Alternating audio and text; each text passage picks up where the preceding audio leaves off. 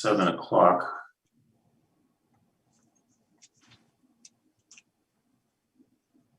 Ann and Jeremy, are you guys ready?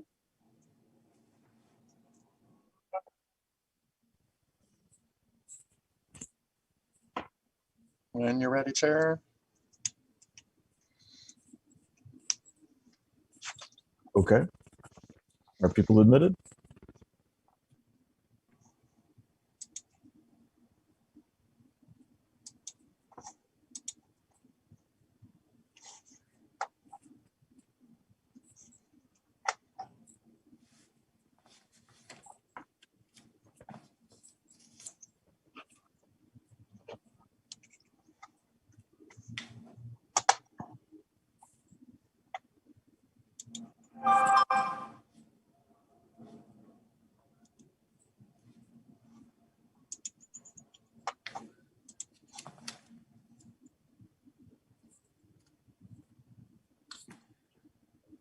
So is the public admitted? Yes. Great. Then as chair of the Transportation Commission, I'd like to call to order this February 25th, 2021 commission meeting to order. And Mr. Freed, would you please take roll? My pleasure. Commissioner Del Rosario. Present. Commissioner Graham. Present. Commissioner Javendal. Present. Vice Chair Fong. Present. And Chair McCroskey. Present. We'll get started this evening with public comment. This is a time for members of the public to comment on items that are not otherwise on our agenda for the evening. And looking at the number of attendees, we'll give you at most 3 minutes each. Who will be admitting the public? I'll be doing that, Mr. Chair, and it looks like we have one member of the public who does have their hands raised. Great. Hi, can you hear me? Yes. Okay. Audrey, please go ahead.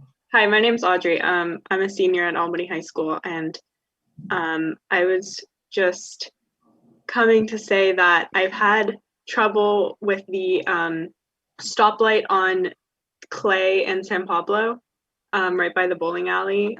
I was turning left onto San Pablo recently, and someone ran through the stoplight, and I've been there multiple times. There's a certain time, and we almost hit, but fortunately I saw them before they ran through.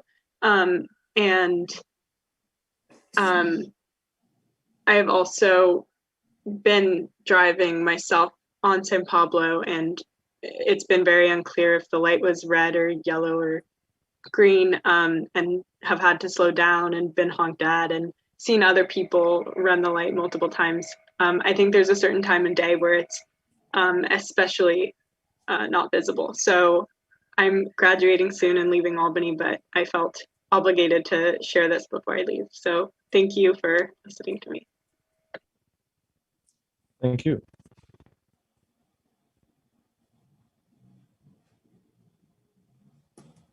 I don't see any other hands raised. All right, then Oh. let's move. Excuse me, Mr. Chair, there is one more person, Ted Tagami. Great. Please go ahead. Oh, yes, good evening. I want to make sure I'm speaking at the right time. I wanted to make a comment with respect to general traffic to Ocean View, pedestrian and bicycle traffic. Is this the appropriate time? We'd ask you to wait until a little later when we're getting to that specific Fantastic. item. I'll do so. Great, thank you. Thank you. All right. Any others? I don't see any other hands raised. Okay. Commissioner Then- Del Rosario has a hand. Oh, I'm sorry. All right, this isn't a public comment, but I don't know if we can bring back the person with regard to the signal at San Pablo. I wanted to get an idea of what her turning movement was, or what the conflict, the near conflict that she had. So we can get a clearer idea. I don't know if she's still there though. Actually, I think she said it was a left turn from Clay onto San Pablo. Hey, on to San Pablo. Okay. Yeah. Where she was almost run over. Oh, here she is. Yeah, I was turning left from the Albany hillside onto San Pablo, so towards El Cerrito, and somebody ran the light. I'm assuming they couldn't see it because I've also had that experience. Thank you. Thank you.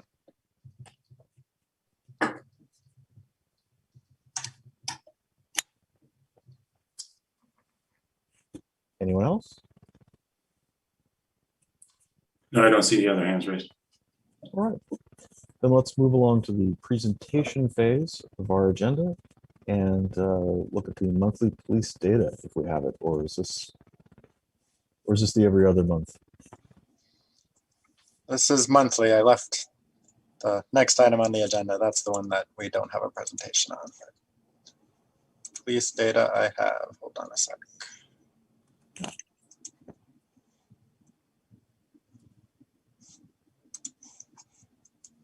All right, so this is reporting for the month of January. There were 0 pedestrian collisions reported, 2 bicycle vehicle collisions reported, 9 vehicle collisions in total with 2 injury collisions. There were 5 moving citations issued and 0 DUI arrests. And there was 1 public comment last month that now is within the records here. It was a collision that took place in January. And there was one of the injury collisions in the report is from that collision of a bicyclist westbound on Marin at San Pablo Avenue. It was a collision with a truck that was westbound turning right onto northbound San Pablo Avenue. And the point of contact was the right rear side of the truck, and the bicyclist was knocked to the ground. And that concludes my report. Do you know if the driver was cited in that incident? I do not. The driver did not stay. It was, I believe, a hit and run. So I don't think there was a citation issued.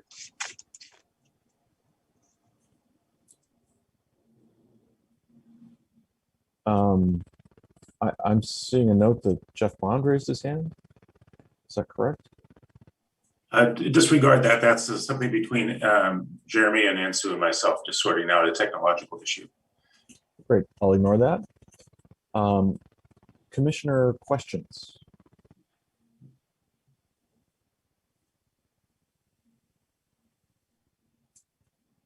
Not seeing any. So let's open up for public comment on this issue, on this item.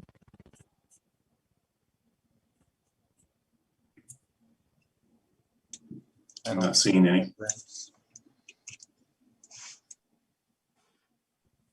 All right. Having no public comment, we'll bring it back to the commission for comment. Any commissioners have comments?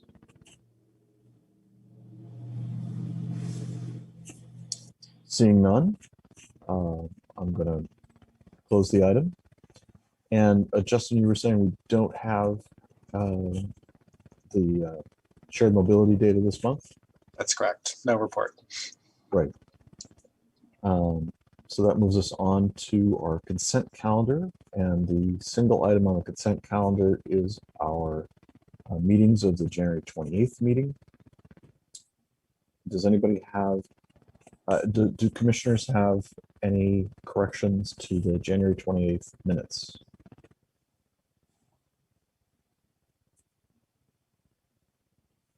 I'll move approval of the January 28th minutes. I think we actually have to do a public comment first. But so let's table that proposal.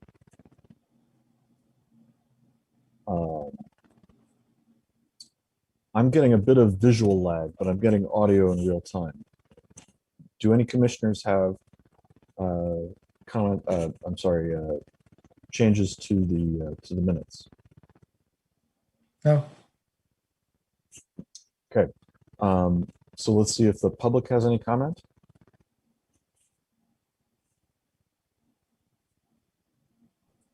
I'm not seeing any, Mr. Chair. Thank you. So we have a movement on the table that has not yet been seconded. I'll second. Thank you, Commissioner Graham. Any further discussion? Do we need to take a roll call vote then? I think so. Commissioner Del Rosario, Yes. Commissioner Graham, Yes. Commissioner Javendel, Aye. Vice Chair Fong, and Chair McCroskey. Yes. Great. So we're going to move on to item 5, discussion of possible action on 2 different matters. And we're going to start with item number 5.1, the Ohlone Greenway Trail intersection safety improvements, 90% plans. Excuse me. Allison Carrillo will present this item. Good evening, Commissioners. Thank you for taking the time to provide comments last time and also the time to review the updated set at this meeting. Since we last met, I'm going to just kind of cover some of the project updates. So since we last met, we've incorporated the comments and updated. We're at 95% design completion at this time, including the curb ramp improvements on Solano and Masonic intersection that were not included last time. The 100% completion is scheduled for the end of March in order to meet a grant allocation deadline in early April. So we are continuing to move quickly on this project in order to meet our grant obligations. Part of the last month was discussions on how to best deliver this project and the Marin paving project, since there is some overlap on the location of the project. So what we've come up with is that the bulb outs and final striping that were under this project will be constructed by the Marin paving project, and that will be presented at a later date. The intent of doing that is though that we can have sufficient time for purchase of some of the long lead items that relate to traffic signal improvements. We're taking advantage of some efficiencies that come up with bulb out improvements under a long corridor project, and placing the final striping on brand new pavement. So for this particular project, the civil improvements will primarily be 2 curb ramps at the Masonic and Solano intersection. Our goal is between the 2 projects to phase the projects in such a way that they feel like a single project while still being able to meet our grant allocation deadlines, as well as get all of the long lead item products ordered in a timely manner and not delay paving. With that, I'll dive into the project details in a little bit more detail. Let me share my screen.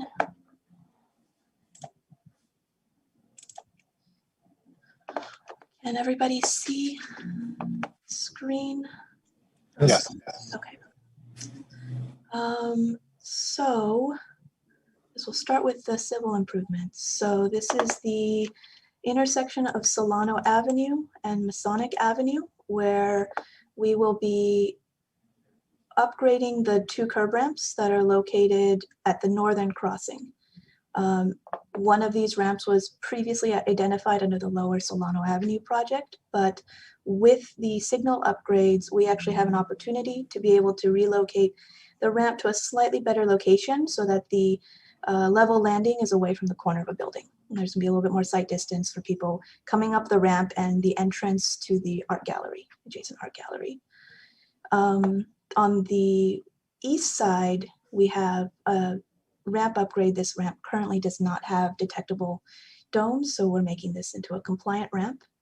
This includes some pavement restoration coming into the pathway, and includes removal of the removal of the stop signage and replacement with yield signage. under this project. Let's see, so for more detail, what we're doing here is there's a running slope issue where the existing running slope is exceeding 5% required per ADA standards. So we're going to be raising up this area slightly by a couple inches in order to provide an improved crossing experience. On the opposite side, the ramp is extending a little longer in order to achieve a minimum slope, to meet the ADA requirements for maximum slope. This is going to be within the pathway, but it's in the level landing that's kind of within this pathway, and I think we're in good shape here with kind of a nice area for people to wait and get ready for the crossing. Going into a little bit more detail on the signals, or going back to revisit the signals and the striping improvements. We have incorporated comments to remove the yield striping, as well as taking a look at the bicycle queuing, I think that, and sharrows. So we've incorporated sharrows, so now the striping is there. And for the queuing on Marin Avenue, there hasn't been any change. This is as projected last time. On the Solano Avenue side, we took another look based on comments, and we've removed the Copenhagen turn. There's no existing bike lane on Solano, and with the eventual Solano Complete Streets improvements, we think it may be more appropriate to take a look at how bicycle traffic on Solano Avenue changes with that larger project and incorporate at that time.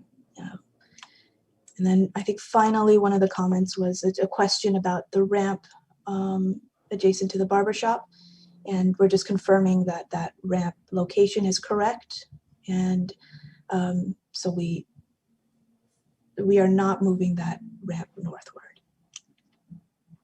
I think other than that, not a whole lot more for me to talk about right now. I'd be happy to hear comments or questions.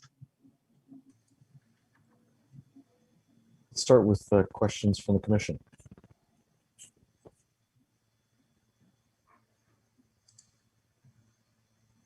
I see Commissioner Graham. Yeah, going back to the, and thank you for the update. I appreciate it very much. Going back to the ramp you were just at, the one adjacent to the barber shop. I think that the request was to look to see if it could be moved more northward. Is that, if I remember correctly? And so did we, and by we I mean you, look to see if that was possible? So I can't speak to what happened under that separate project, because that is being done under the Lower Solano Avenues. What I will say is that we had to put our mast arm pole onto the opposite side of the street. Instead of, usually it would be on this corner, but because of the utility congestion in this area, we had a very hard time fitting a pole. So we actually have our mast arm pole on the BART side of this intersection because of these utility conflicts. So are you implying then that we're not touching that because we're putting the mast arm pole on the other side? Well, we're not touching this ramp under this project because it was included under a separate contract. I see. Yeah. And that contract has not moved the ramp. It does not move the ramp. No. Did anyone look to see if the ramp could be moved? Here, let me jump in here. Yes, we did in the development of those plans. We did look at it, and we found that there is a mess of utilities there, and moving that box, we can't incorporate the ramp into the box into the ramp, and moving the box would be a significant effort. Okay, thanks. Thank you for answering my question. I'm done. Great. Commissioner Del Rosario? Yeah, thanks. It's a related question. So is that why also nothing is happening on the southeastern side of, or southeastern leg of the intersection? The Does that matter? southeastern side of the intersection, the ramps are compliant. The Okay, ramps are compliant. thanks.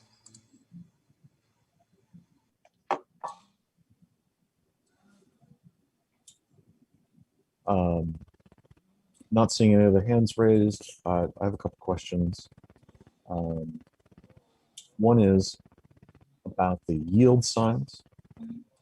Could you tell? I was under the impression that those were supposed to be yield to pedestrian. Was I mistaken?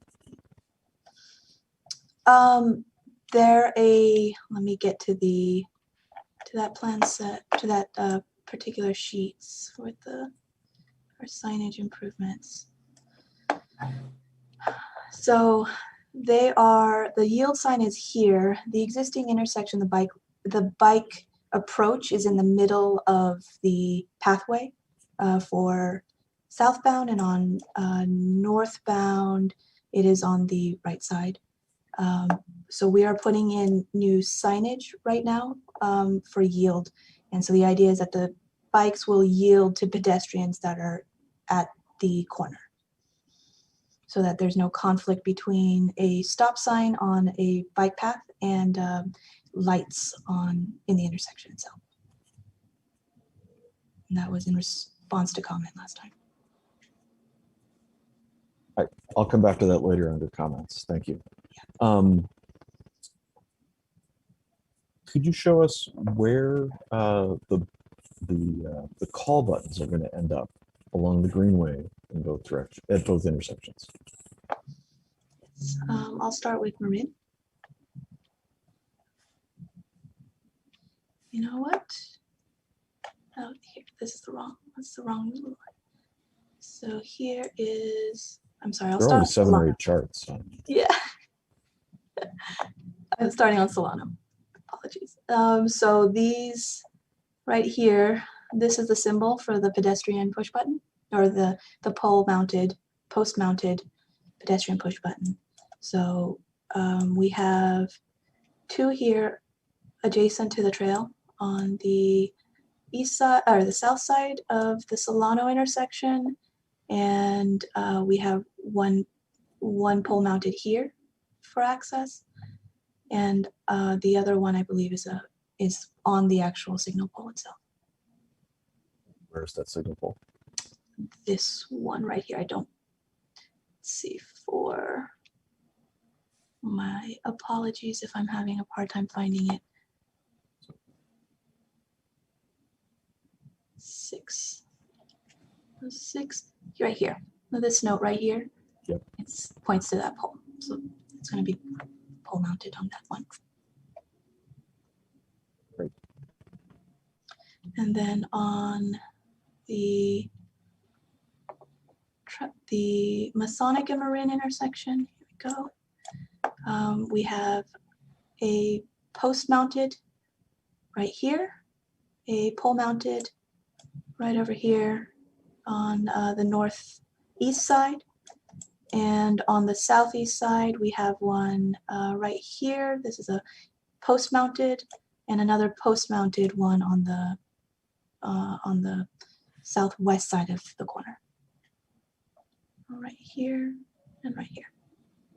Thank you. In just looking in this area, so that answered my question. But looking in this area, close to the circle G, Yes. there's just down to the left and down from it. Is that a pole in the middle of the ramp? That's an existing pole in the middle of the ramp. That's correct. So it's like a light pole or something? It's a signal pole. Okay. Yeah, with a And mast. it's not, so it's not moving as part of this project? No, we have extended so this is actually, the ramps will be constructed under the Marin paving project, but the intent is to extend this ramp out so that we provide a little bit more area for people to get around that pole. We're also bulbing out into the intersection to provide a little bit, that will provide a little bit more room around it as well.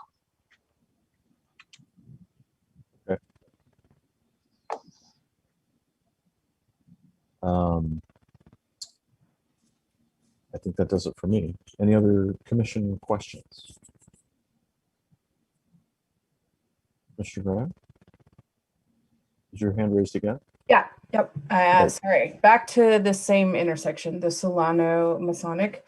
When I look at the existing crosswalk, it seems like it goes, it's extra large and it goes to a little bit, it goes more north than the one that's shown here is. So the result is the crosswalk is set back further from the intersection in the design. And I was wondering if that's an intentional design decision. I'm sorry, can you? So the existing crosswalk, if you, it essentially, on the, let's see, sorry, the southern end of this intersection. So right where your cursor is. Okay. That goes, it's extra wide and it goes essentially from the curb line on Solano on the east all the way across. So that's probably, it's probably set closer to the intersection by a good, 5 or 6 feet. And so I guess my question is if moving it back to be this normal width is a design decision, an intentional design decision. I wouldn't say it's an intentional design decision. If that's a comment that you would like to have it wider, that's something we can review. Well, I mean, yes, I would like to have the paid professionals weigh in on whether or not that's a smart decision to leave it the way it was, or give us a reason for why we're narrowing it. I would also like to comment about that, but I'm going to hold that for our comments portion. And we're just taking questions at the moment. Okay, it gets fuzzy. Yes, my question was it a design decision, an intentional design decision? Yes. Great. Any other commissioner questions? Seeing none for the moment, let's go to attendee questions and comments.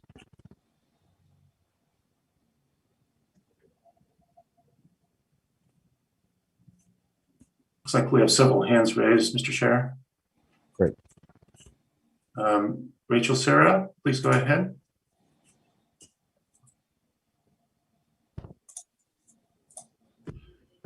Hi, I'm the Ocean View parent of 2 daughters. I bike and walk to Ocean View. I'm also one of the leaders of Walk and Roll to School Day. And my comment is, I'm sorry. I'm hearing you just great. We're actually on our item on Masonic Avenue intersections at Solano and Marin. Oh, sorry. Okay. Could you hang on until we get to the other item? No worries. I'll hang on. Thank you. Okay.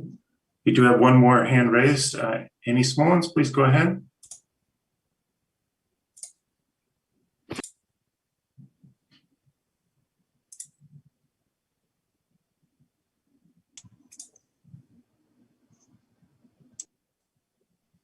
She's not shy. Hello, Amy. Oh, sorry. Okay. Hey, sorry about that. Hello, I was at the meeting last month and requested the stop signs be removed, and I appreciate that you're replacing them with yield to pedestrian signs, which makes a lot more sense and is safer. I was wondering, since it's just a simple sign swap, the posts don't need to be changed or anything, if could request that sign swap happen soon and not wait for the entirety of the project. I think it would give a lot more clarity, be less confusing, and more logical for everyone. that would be great. The other thing is, I mentioned last month that there's no curb ramp on the southeastern corner of Marin and the Greenway. That's crossing Masonic, and that's the only place where there is no curb ramp, and that's kind of a needed curb ramp since people use that a lot and they have to hop off the curb. Wondering if that could be added to the plans so it can be put in place when your curb ramps are done. Thank you. Thank you. Any other public comment? I'm not seeing any, Mr. Chairman. Great. So I'll bring it back to the commission. And any commissioner comments, questions? Commissioner Graham, did you have your hand raised at one point? Or you're just resting your head? I'm sorry, my video feed is not as fast as it could be. I have my hand raised at the time. Thank you. I'm sorry, you did not? I did not. Thank you. Any other commissioner comments or questions? I'll go ahead and chime in here on something I think has already been asked about during the question phase, but on the Solano Masonic intersection, the south leg crosswalk, the existing crosswalk is not a 444 and it's quite wide, as was commented. We can stretch the 444 high visibility crosswalk. It wouldn't be 444 anymore once we make it, say 20 feet wide like the existing crosswalk. But at least then it extends far enough north that a pedestrian walking eastbound on the south crosswalk of Solano will see the crosswalk. Whereas currently on that approach, it's not really in line with the sidewalk approach, even though it is in line with the curb ramp. I do think that I agree with the sentiment that I think I've been hearing, that we should extend the north edge of that crosswalk further north, hopefully in line with where it currently is. The other comment I had, which may be a little bit of a question, looking at the Marin Masonic intersection, it showed us the poles at the southeast corner, F and G. And the question had been if I think pole F is in the middle of the curb ramp, which it currently is, and that's fine. But if so, I guess I was trying to understand the motivation for adding a separate pedestrian push button post G, if we've already got a post essentially in the middle of the path that a cyclist can push the button on, if we mount the button on that post. And really, I don't mind having multiple places to push buttons, but more posts just kind of clutters things up, and I worry about stuff for people to run into.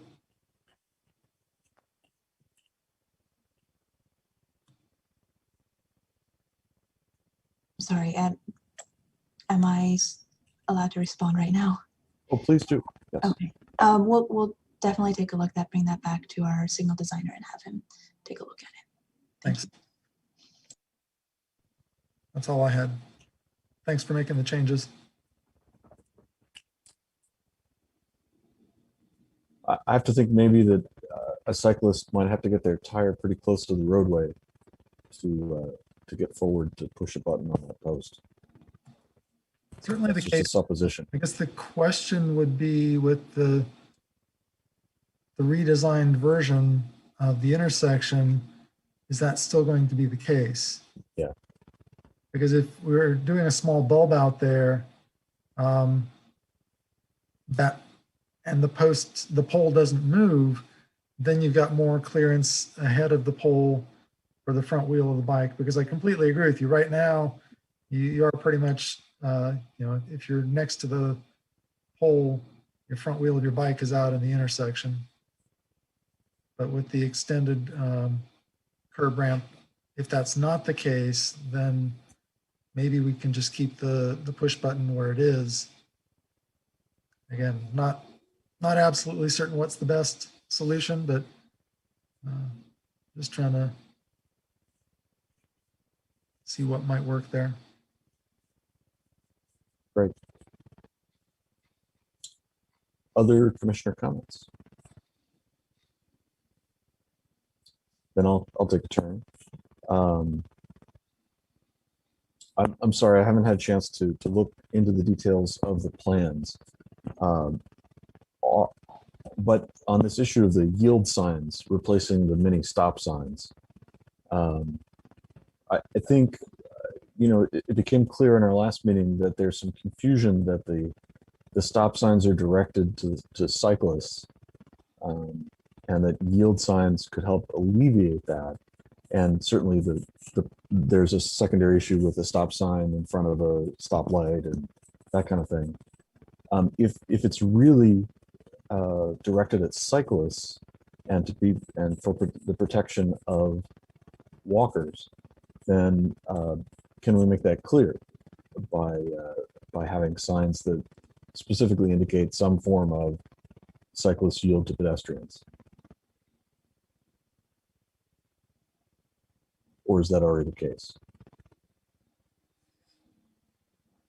Currently, it's just a standard yield sign, but we can certainly ask our consultant to take a look at whether it's appropriate to put in yield to pedestrian signage more specifically. That would be great. My other thing is I concur with the two commissioners talking about widening the crosswalk on the southern leg of Solano and Masonic. With the proximity of the building and the desire line for those who don't use the curb ramp, it would be great to widen out that crosswalk. All right. Any final commission comments or questions? And just quickly looking, do we need a resolution? We probably need a resolution recommending these plans to the city council.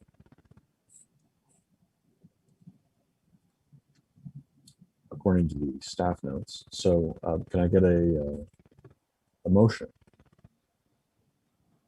I'd be happy to move that we recommend the plans to the city council with the inclusion of the modifications that we've suggested to the crosswalk, the sign, and consideration of the pedestrian push button location at the southeast corner of Marin and Masonic.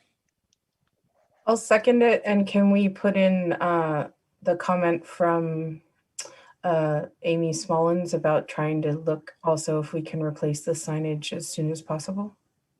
Sure. Great. Any other comment or discussion? Mr. Freed, can you give us a roll call vote? Commissioner Del Rosario, Yes. Commissioner Graham, Yes. Commissioner Javindal, Aye. Vice Chair Fong, Yes. and Chair McCroskey. Yes. Motion carries. Great.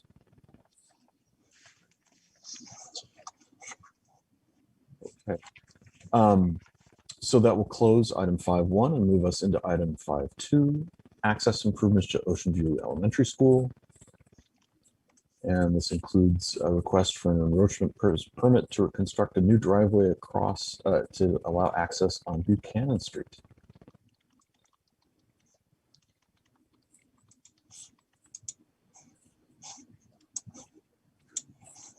Thank you, Chair. I will provide a quick overview of the city process, jurisdiction, and city street context for this item, and then we'll hand it over to representatives from the school district to present their request.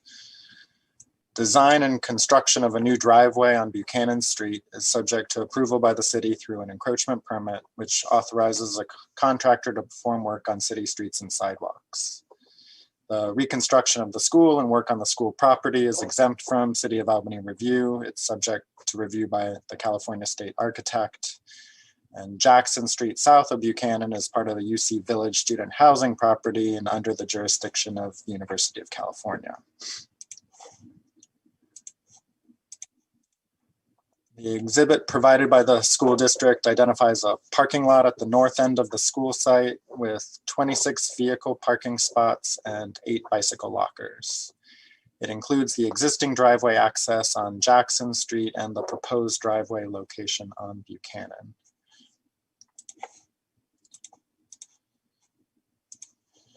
Buchanan is classified as a major arterial in the Albany General Plan. It's designed to carry heavy traffic volumes and generally limit driveways to those that are essential access points.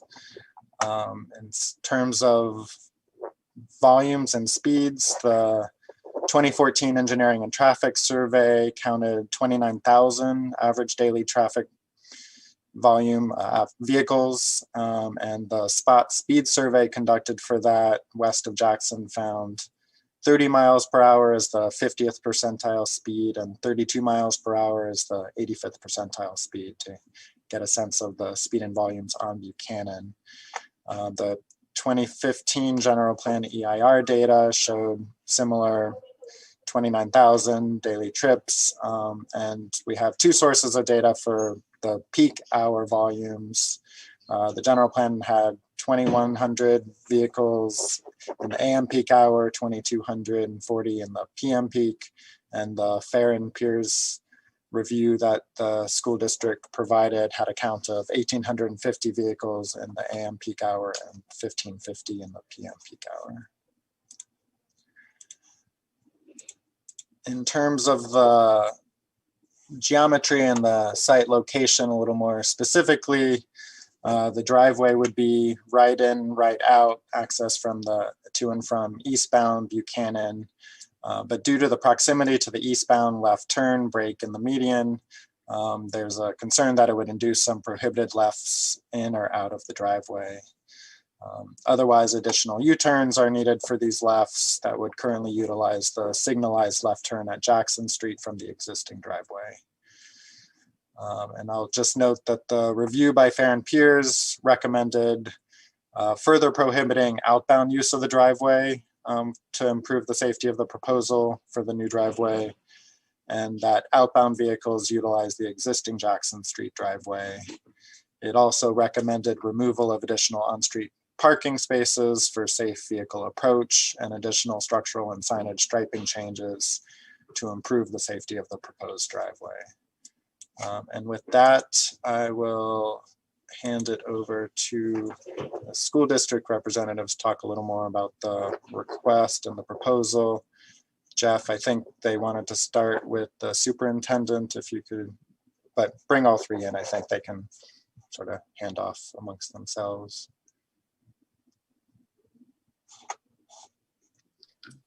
Okay, I see Juan, and I'm not seeing Dr. Wells as an attendee. And I see Terry. Okay, well, then bring in Juan and Terry, please. Sure. Bear with me a second.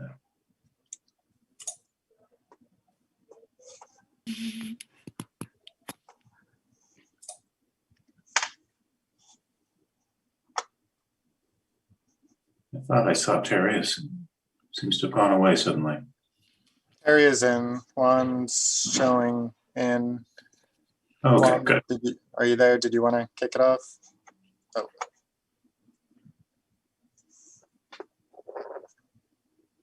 Good evening, folks. If Dr. Wells is not in attendance, I'd be happy to introduce the item. And then Terry's also. If he is in attendance, he could raise his hand, but otherwise I'm not seeing Dr. Wells' name on the list of the attendees.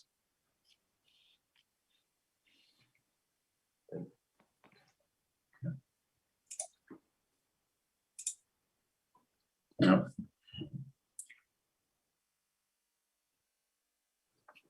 If you don't mind getting started, Juan, and I'll just keep an eye on that. If he does arrive, I'll let you know. Perfect. Well, I was able to get rid of my Twilight Zone background, so that's the first good thing here. Well, thank you, Mr. Fried and Mr. Bond, and to the commission for allowing us to be here to present this proposal for a new driveway. from Buchanan onto the Ocean View campus. My name is Juan Barroso. I am Albany Unified School District's program manager for the current bond projects. I'd like to do just a brief recap of the Ocean View rebuild project, speaking to the slide that Justin previously had up, just to point out a few important items. The school site is 3.7 acres. The Department of Education recommends 12.1 acres for a school with this enrollment. So that's one of the challenges that we've really been facing from the get-go. It's about 30% of the recommended size. And as you can imagine, this presents many challenges when trying to design a functional, fun, and safe school. The enrollment is typically around 550 students. The capacity is a little higher, but typically it's been around 550. As you know, the school faces Jackson Street, which is on UC Berkeley or UC property. On the site plan, Justin, if you could help me show the site plan, or do I do that? I could pull up what you sent if that you would like me to. Yeah, it's the same site plan.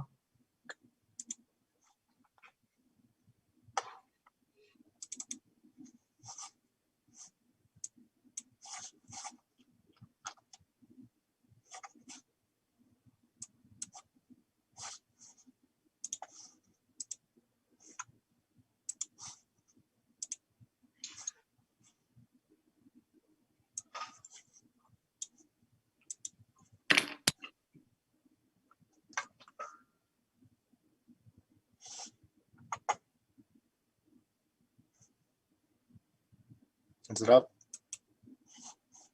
I'm not seeing it. Yeah, no. Let me try again. I think it's coming up, just it's not quite there yet. Okay, there we go. Thank you, Justin. So on the site plan, the blocks in blue are the new school buildings.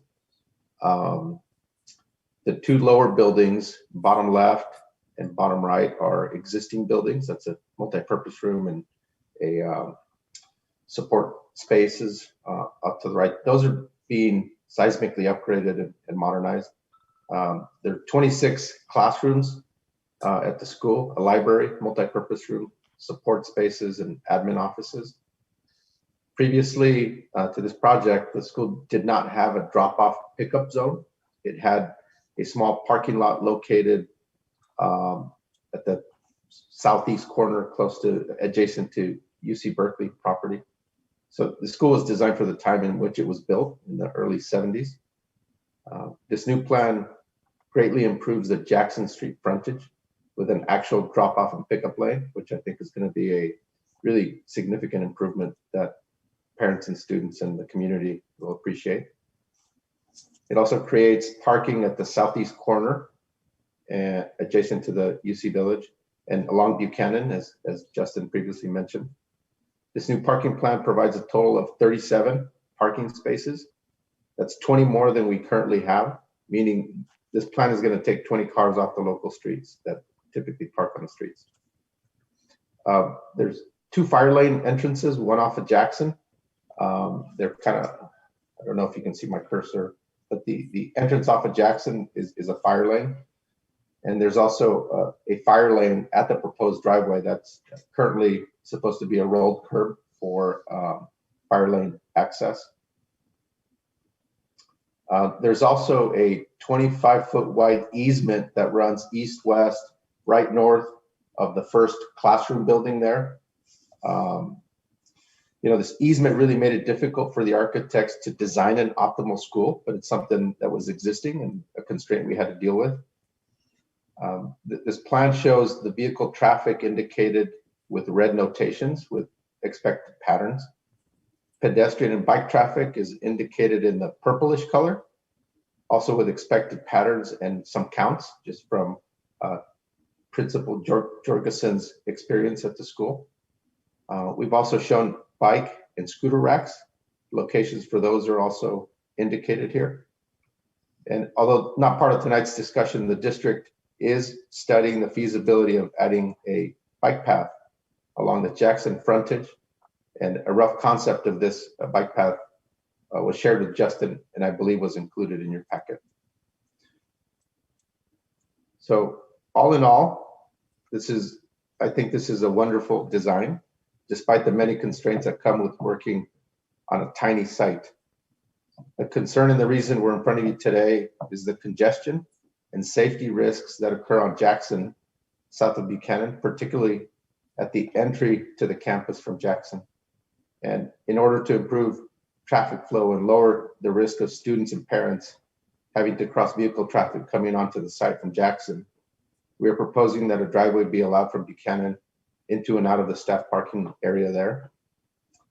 And with that, school principal Terry Jorgensen, who's a longtime Ocean View leader and community member, would like to add a few important points.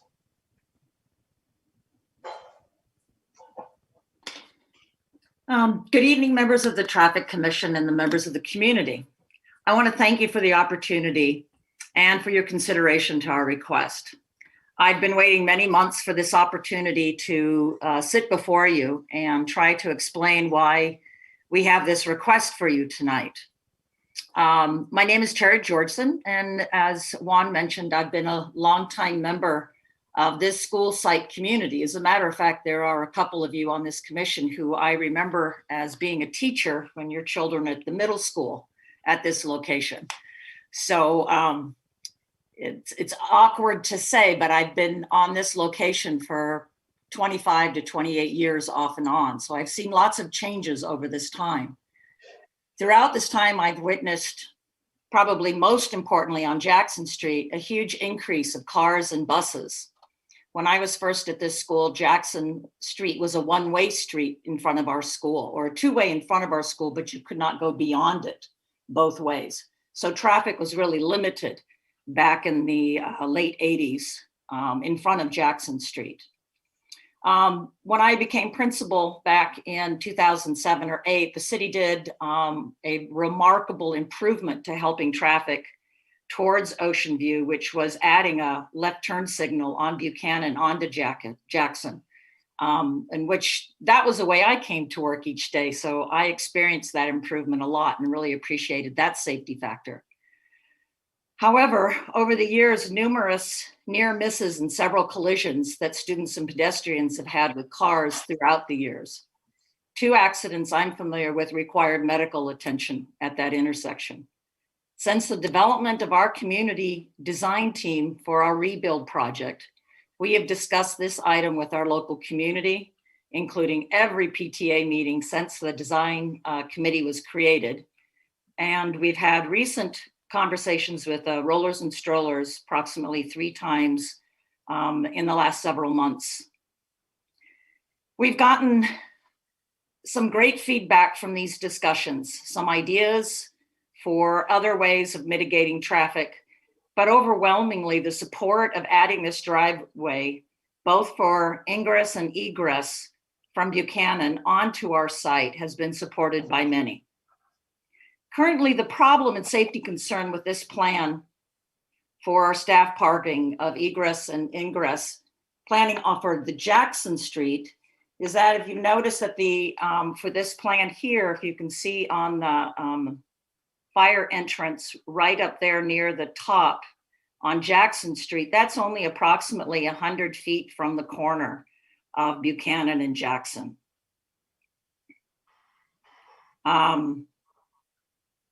With us using that intersection, it forces students and pedestrians to have to cross vehicle traffic entering and exiting our parking lot on Jackson, and slows traffic flow as staff turns and crosses traffic in order to enter or exit this critical space at critical times of our day, particularly during the peak times in the morning between 8 and 8:30, and in the afternoon between 2 and 3:30.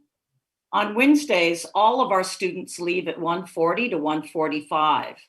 So having 500 to 600 students exiting at the same time, with our pedestrians, many of them walking in that direction, and teachers leaving at that time, really creates some hazards that we've seen over the years, even without the use of that driveway for staff parking.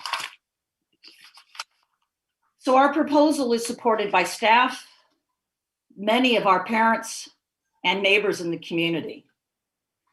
As was mentioned earlier, the Fair and Piers memo stated that by reducing staff vehicle traffic on Jackson Street during these peak periods, a number of the conflicts between students, parents, staff vehicles would be lowered at this location. As well, provide more street parking, both on Buchanan and Jackson Street, by eliminating 26 staff members in that parking lot. And then the parking space that Juan had mentioned that's down in the south east corner. Our hope is for that to be utilized by parents for drop-off pickup, or for families who are visiting for a short time, maybe to come into the admin building to drop off their kid or pay for lunch or something like that. So, you know, our hope is to alleviate some of the street parking, both on Buchanan and Jackson, as well as the traffic, by having our parking lot up on that area and taking staff parking off Jackson Street. The proposed driveway will dramatically improve safety for students, parents, and the general public, both pedestrians and cyclists, when traveling through the intersection on Buchanan and Jackson. I recognize adding a driveway on Buchanan is not perfect. It's not a perfect solution, but it will improve safety. And we welcome the opportunity, both as principal at the school and with my staff, the opportunity to work with the city staff on the best way to implement this proposal. I also want to make sure that we understand that as a school and as a community, we don't differentiate the difference between a child getting hit by a car on Jackson or on Buchanan at whatever speed. A child being hit is a tragedy, period.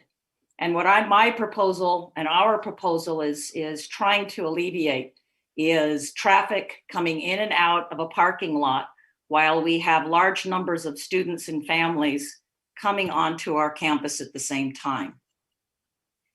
Our hope is that this proposal will dramatically reduce the likelihood of anything like this happening. Again, thank you very much for listening to me, and I hope this proposal is something you'll consider seriously.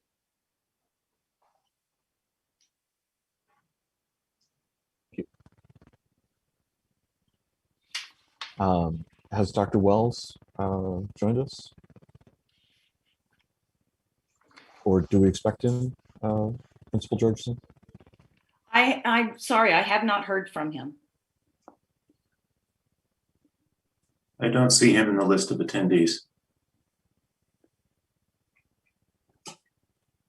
Great. Well, thank you for that presentation and for the work you put in and for the documents you gave us to review.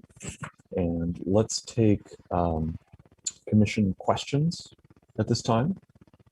And then we'll do public comment and we'll bring it back to the commission for comments. So commission questions.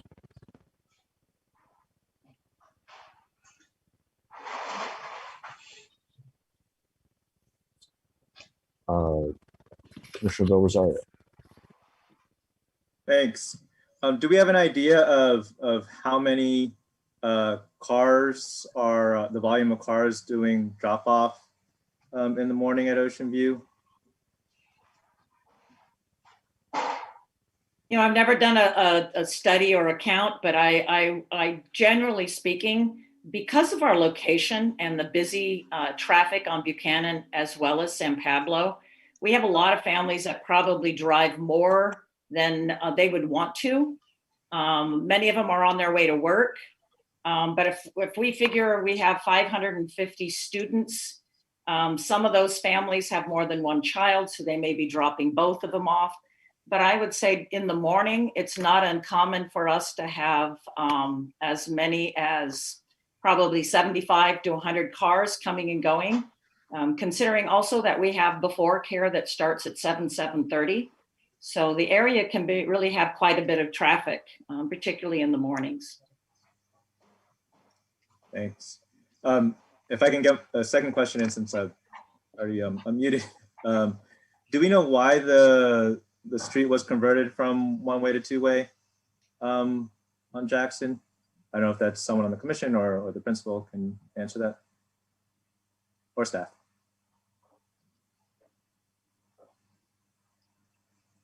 That may be a question for UC, since they control the road. But maybe But there's that's a, something that we can ask and provide a response to that. I think we can provide that, but at the moment, I couldn't answer that at the moment. I can tell you what I've been told over years, but I don't know if it's the truth, and that has to do with Caltrans bus and UC wanting to get more bus service into the village. Possibly. Okay. Thanks. I think the number of units in the village has increased pretty substantially over the years. Yeah. It could be a contributing factor. So Commissioner Grant.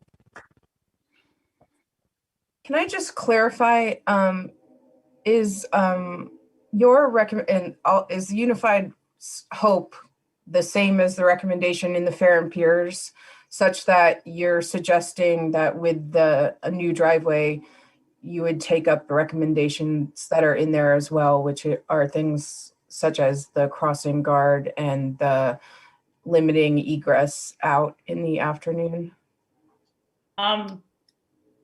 Speaking for my community at the school, I would say no, it's not in complete agreement. We would like to have both enter and exit off onto Buchanan for staff. And I know my own experience with the police department and getting crossing guards hired has been difficult just on Buchanan alone. So for the school district to hire a crossing guard, I'm not sure that would be something we'd be planning on. And what about locking the gate?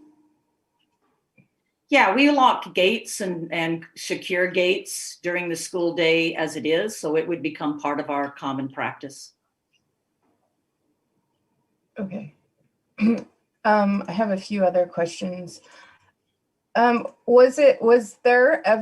anyone ever looked at or considered the intent of just adding the center median back in that location to avoid the conflict with I guess, left turn from Buchanan onto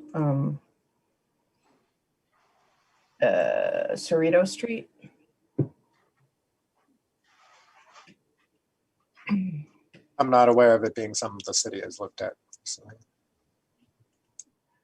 And I guess another question I have is then how will the entrance on Jackson Street be shown or used if you are allowing if we're using this new entrance on Buchanan, how will you govern the entrance that's on Jackson then? Right. That's a good question. That entrance has been there probably since the school was built. It was intended as a fire lane and fire entrance. As far as the use that we've had for it it's basically the use of our pedestrians, our students and families as they enter campus, is to turn right there onto that driveway. And in years past, that's when they entered into what had been our previous playground. Our hope is to be able to have them to continue to walk that way and walk along the building and either enter in at the side entrance just as they get to the corner, which would be to the northeast part, or to continue all the way down to the most western corner and then come on to our playground. As a supervision point for students, our hope is to bring students to the playground first, gather them there, and then escort them to their classrooms. If our intent is to have to let them in through the main building and onto the campus, then it becomes a supervision issue. And we're kind of scooting kids out to the playground and having to supervise them on the campus. So our hope is that they'll enter that fire lane as they always have, and it's kind of the most natural way to enter campus, and then to walk along all the way to the western end and then right onto our playground. But just, I guess my question is more, if you're asking to put in this new entry point, Mhm. how are you going to prevent people from using that other entry point on Jackson? Because I think we all know that, like, you know, people will take whatever the path of least resistance is. So are you doing anything to that entryway to turn it more into a pedestrian zone and a fire access zone rather than a driveway? Sure, I think there's a lot of things that we could do to that. There is a gate right there. Keeping that gate closed or having signage that could help improve direction for that. It has been an issue of parent drop-off pickup in the past, which is why we're really excited about having a drop-off pickup zone area put in onto the campus, because that was one area that parents would use when we didn't have appropriate drop-off pickup. But improved signage in that area would be one of the things that we could do, as well as continue to use the gate that we have. Okay, those are my questions. Great. Other commission questions? Yes, Commissioner Fong. Yes, I just wanted to clarify on the plan. So with the entrance off of Buchanan, that's just a car entrance. There's not going to be a sidewalk or anything like that. Is that correct? Correct. It's not intended for sidewalk entrance. It's intended for staff parking and car entrance. Got it. Okay, great. And then one other question, I guess, that you might be able to help answer as well. So can you clarify the times again that the teachers generally arrive at the school? Just Yeah, I would say generally speaking between 7:30 and 9 o'clock. Okay, got it. And then what time do the parents generally drop off their kids? Childcare starts, I believe, at 7:30. Okay, great. And then our kindergarten it would be twice a day. The first couple of years, we're going to have a morning program in kindergarten and an afternoon. So we'll have two groups of parents coming, once in the morning, second at noon, and then another group at noon, and then they pick up their children about 3 o'clock. Thanks. Uh-huh.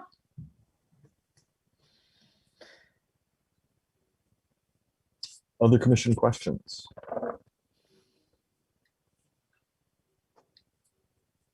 Commissioner Fong, you could lower your hand when you get a chance. So not seeing any other commission questions, I'm going to turn this over to public comment. Mr. Bond, please. Okay. I see 6 hands raised so far. Members of the public, if you'd like to address the commission, please do use the raise your hand function. And we're now up to 9. So, Mr. Chair, let me know if you want to make any changes to the time limit.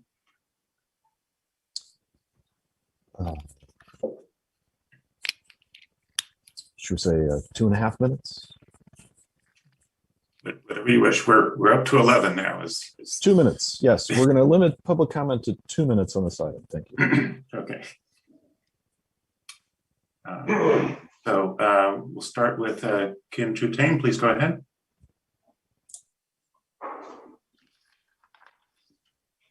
Hi, I'm speaking tonight as a member of the new Ocean View Schools design team, as a 23-year Albany resident, as a previous school board trustee and president who's been deeply involved in our school for many years, as a cyclist who's used these paths often, and lastly, as a parent. If you've ever stood on the corner of Buchanan and Jackson at school start or end time, before the old Ocean View School closed, you know that despite the presence of responsible adults, it was a crazy scene. There are a lot of kids, a lot of cars, and a lot of scooters and bikes. Sometimes a small incident like a child forgetting something in the car and running back to their departing car to get it could just cause havoc. I'm a very strong supporter of walking or rolling to school to reduce car traffic. But because of the crowding issue that Mr. Barossa brought up earlier, this will always be a busy intersection full of Albany's future, our kids. That's why I'm in favor of opening an entrance to the teachers' parking lot directly onto Buchanan. The USDA building down the street has an entrance that crosses the bike path there. And bike paths have numerous intersections and driveways that bikers negotiate. So this request from Ocean View is not that unusual. One could argue that teachers in general arrive and depart at different times than kids, but to me, that's not the main point. Parents and staff know that kids congregate at school sites at all times of day, especially with Albany's split early bird, late bird schedule, and with the AM/PM kindergarten schedule. And Albany has a number of teachers and other staff that move around from one school site to another throughout the day. If the entrance to the teacher's parking lot is not on Buchanan, then it must be on Jackson and will necessarily cut directly across the student walkways there, where children will almost always be present. This is a safety hazard. I ask for your support in allowing the teacher's parking lot entrance to be on Buchanan. Thank you. Thank you.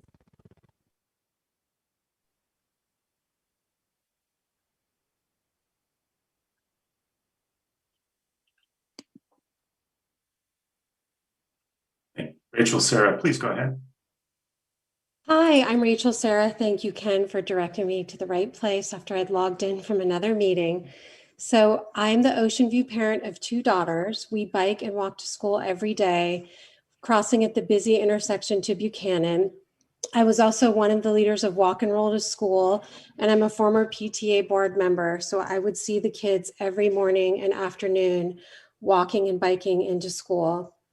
I'm here because I support the request for an entrance for a staff parking lot on Buchanan. As a parent who will be walking and biking to Ocean View with my soon-to-be 4th grader, I've seen how drivers ignore pedestrians in order to get their kids to school. I've seen how fast parents drive when they're trying to drop their children off before the bell rings.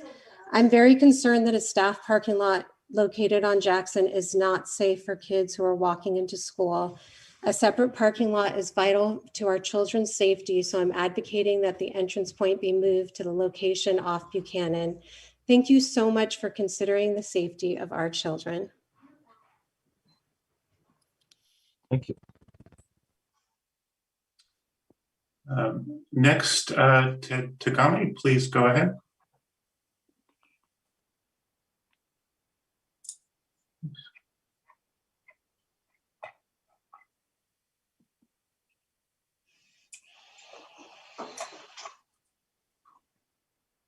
You should be able to go There we to. go. Hey, good evening, Albany citizens.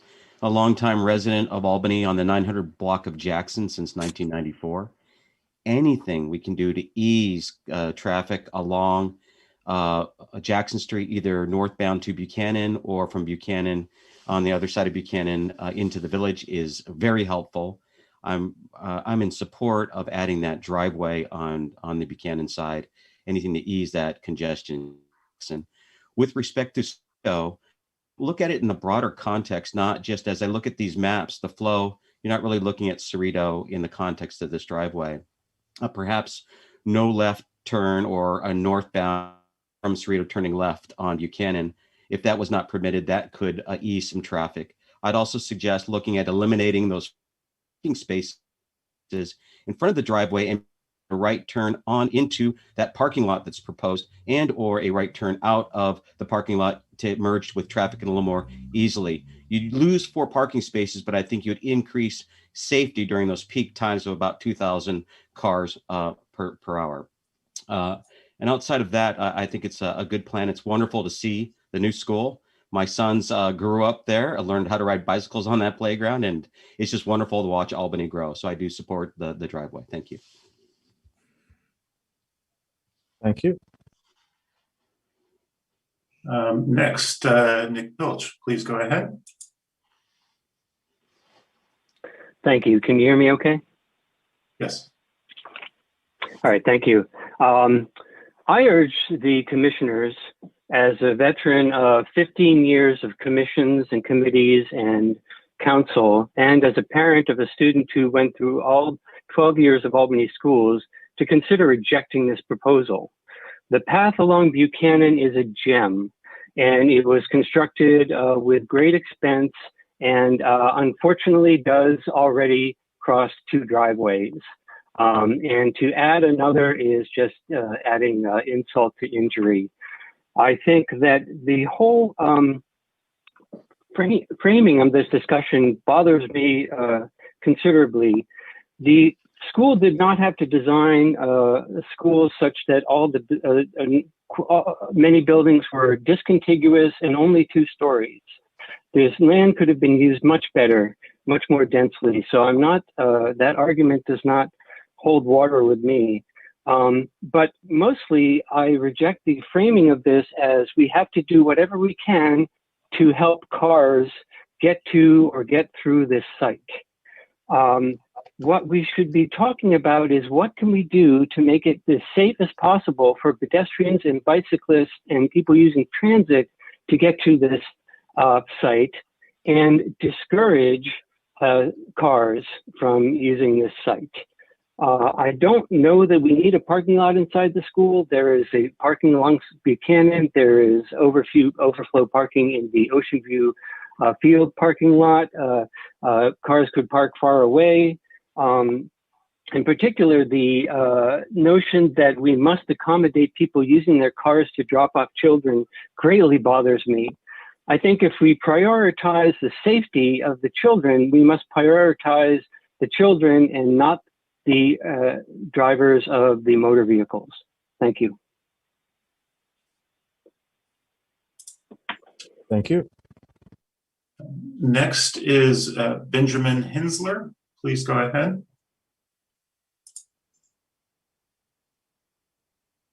Hi, I'm Ben Hensler. I'm the current vice president of the PTA at Ocean View.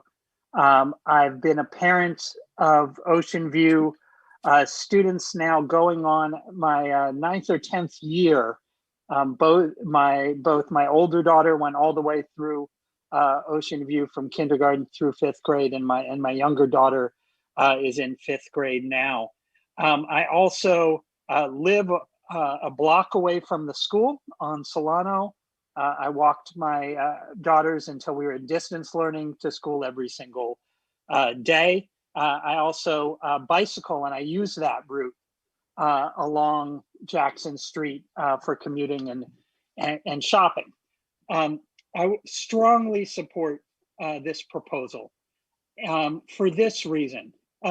Anything that can be done to reduce the congestion of automobile traffic on Buchanan, on Jackson Street in the peak times for the school will benefit the safety of children and parents traveling there. I have seen every morning the congestion and the backups that occur. And when you combine that with the overall lack of safety of commuters along that route that are not associated with the school, it's a terrible combination. And I find the suggestion that by making it safer, we're going to encourage pedestrian and bike commutes to school.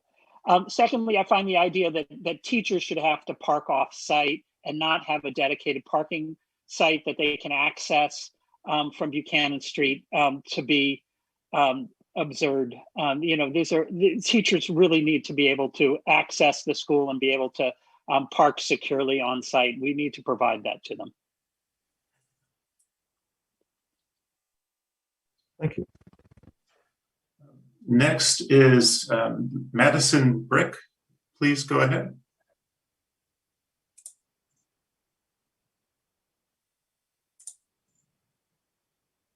Sorry, I was on mute. Can you hear me? Yes. Great. Good evening, members of the commission. My name is Madison Lee, and I'm a parent of 2 children who attend Ocean View School. I am also a community member that live about a block away from Jackson Street, away from the school, excuse me.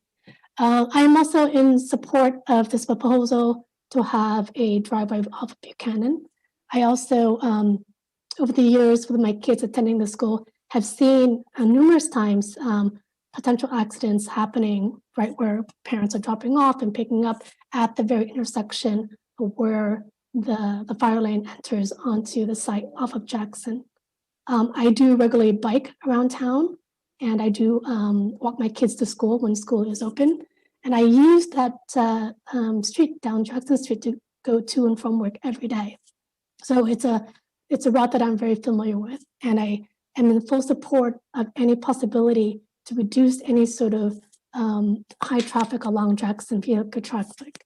I also wanted to encourage the city and the school to look at bicycle lanes. I noticed that you're widening that lane, which I'm very I'm happy to see, because the current lanes down Jackson Street for bicycles are very tight, and sharing that with pedestrians is very difficult. So I'm very happy to see that there are plans and thoughts to widen that and to provide a safer route for pedestrians and bicyclists, and also keeping the traffic for drop-off separated. So I encourage that, and I hope you would encourage this plan as well. Thank you so much. Thank you for your comments. Next is Albert Reinhardt. Albert, please go ahead. Hi there. My name's Albert Reinhardt. Thank you, members of the commission, for the opportunity to hear about the proposal and discuss it and provide comments. I'm the father of 2 Ocean View students, one current, one alumni, and we've been walking and biking to school daily since the youngest was in kindergarten. And as well, we often walk and bike all over town, are very familiar with the bike path along Buchanan Street, and we strongly support this proposal. We think that the entrance for the teacher parking lot on Buchanan Street would be very helpful to the overall safety of all users of the Jackson and Buchanan Street area, especially during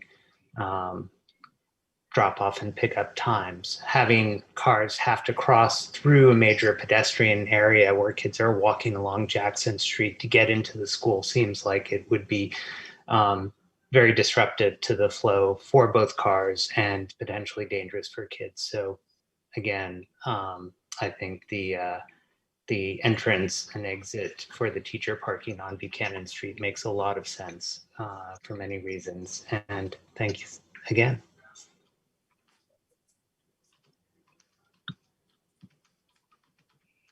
Thank you. Next is Amy Smullins. Please go ahead, Amy. Hello again. I grew up in New York, walking and biking to school in snow and 100-degree weather. Albany's 1 square mile, and we have no real winter.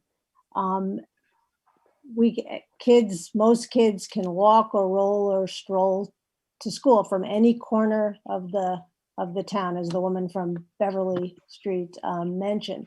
The city worked for 12 years on a successful Buchanan multi-use path. We have bike lanes on Marin. We've got the Ohlone Greenway, future Pierce Street improvement, bike boulevards on Keynes and Adams. So we're really working on this. So let's maximize the number of kids that can stroll and roll to school. Other school districts around the country have enacted drop-off pickup zones outside the perimeter of the school. Teacher parking is fine, but the drop-off zones should not be conflicting with where the kids are strolling and rolling to school. Most have the drop-off zone a couple blocks away, 1 or 2 blocks away. Kids can walk a block or 2, maybe with their parents. Let's not introduce more motor vehicles into the mix. Albany also has a climate action plan that includes reducing motor vehicles miles driven. So I hope the school district will look into reducing auto traffic, period, around all schools.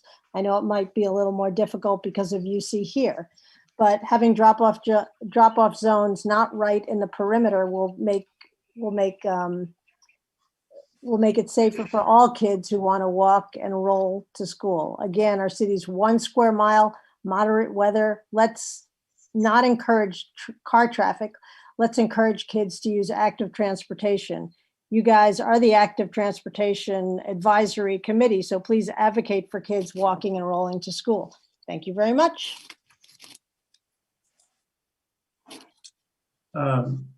Next is June McDaniels. Please go ahead.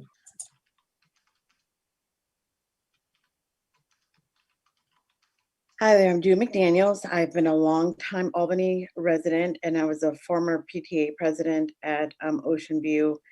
And I so strongly support a parking lot being on Buchanan, because I watched day in and day out the parking lot backup for the school drop off. And now, since it has become a busier thoroughfare because of cars cutting through, going, there. So on top of the cars cutting through and then the drop off, it's just for safety, it is just best to have a designated area, and then to have the teacher parking lot on the other side, because I've watched teachers come, you have drop off and then teachers parking. It's just not a good scene for safety. And we need to work on that. And this is something that I have advocated for years. I used to tell Ms. Georgeson that we need traffic people right there. So it's so bad. And so I strongly agree to the parking lot on Buchanan, just for the kids' safety. That's it. Thank you. Next is Noela. I apologize if I mispronounced your name. Please go ahead. Thank you. Good afternoon or good evening, everyone. I'm a parent at Ocean View with a couple of kids. Just overall, I want to say that I appreciate you bringing this to the public. In general, I'm also a little concerned about the focus on vehicles on site and really having more vehicles. I look at all the other schools, and there's no other school that has a dedicated parking lot for teachers or really for anybody. And so I think that we should focus on kids and giving them more space, not less space. So in general, that's what I'm thinking. But also in terms of just the Buchanan Street, I do have some strong reservations about the conflict that's going to produce on people riding on that dedicated bike lane, and kids, and then it's sort of like a blind spot in a way where people are coming in, and I think kids riding down Buchanan would be an important piece to really consider as you do this. The other thing too is that in the fire lane, and when there's the fire lane as people enter there, if any indication, you can look at Albany Middle School and their back area over there. What we found out when we were dropping kids off over the transition is that was chaos. That there was basically basketball courts, kids playing basketball, parents dropping people off, football players going to the track, and other people, and it was just chaotic. So if this happens, I would really encourage everybody to think about the separation of uses in that fire lane from where this parking lot is slated to be, because I think that that's going to be a very important piece. The other piece is the monitoring. I think that it would help a lot to have actual monitors on Jackson. That actually didn't happen before. It was also just free for all. Thank you. Thank you. Next is Eva De La Rosa. Please go ahead. Hi.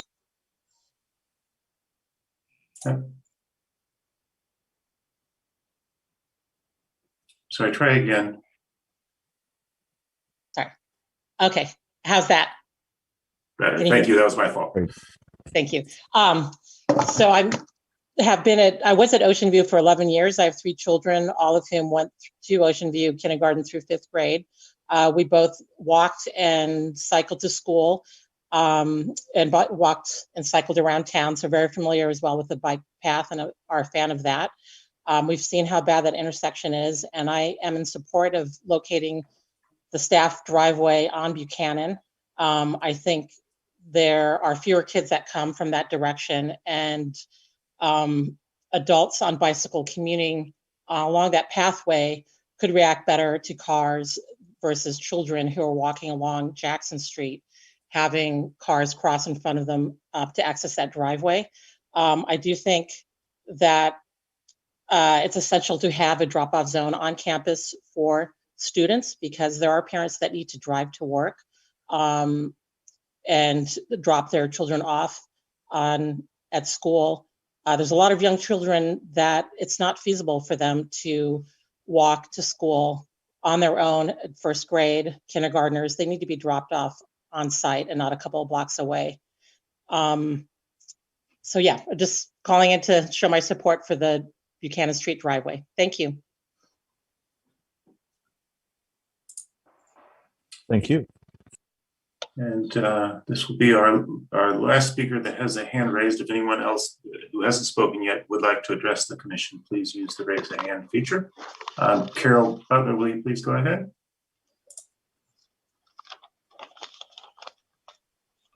Carol, it looks like you're using an older version of Zoom.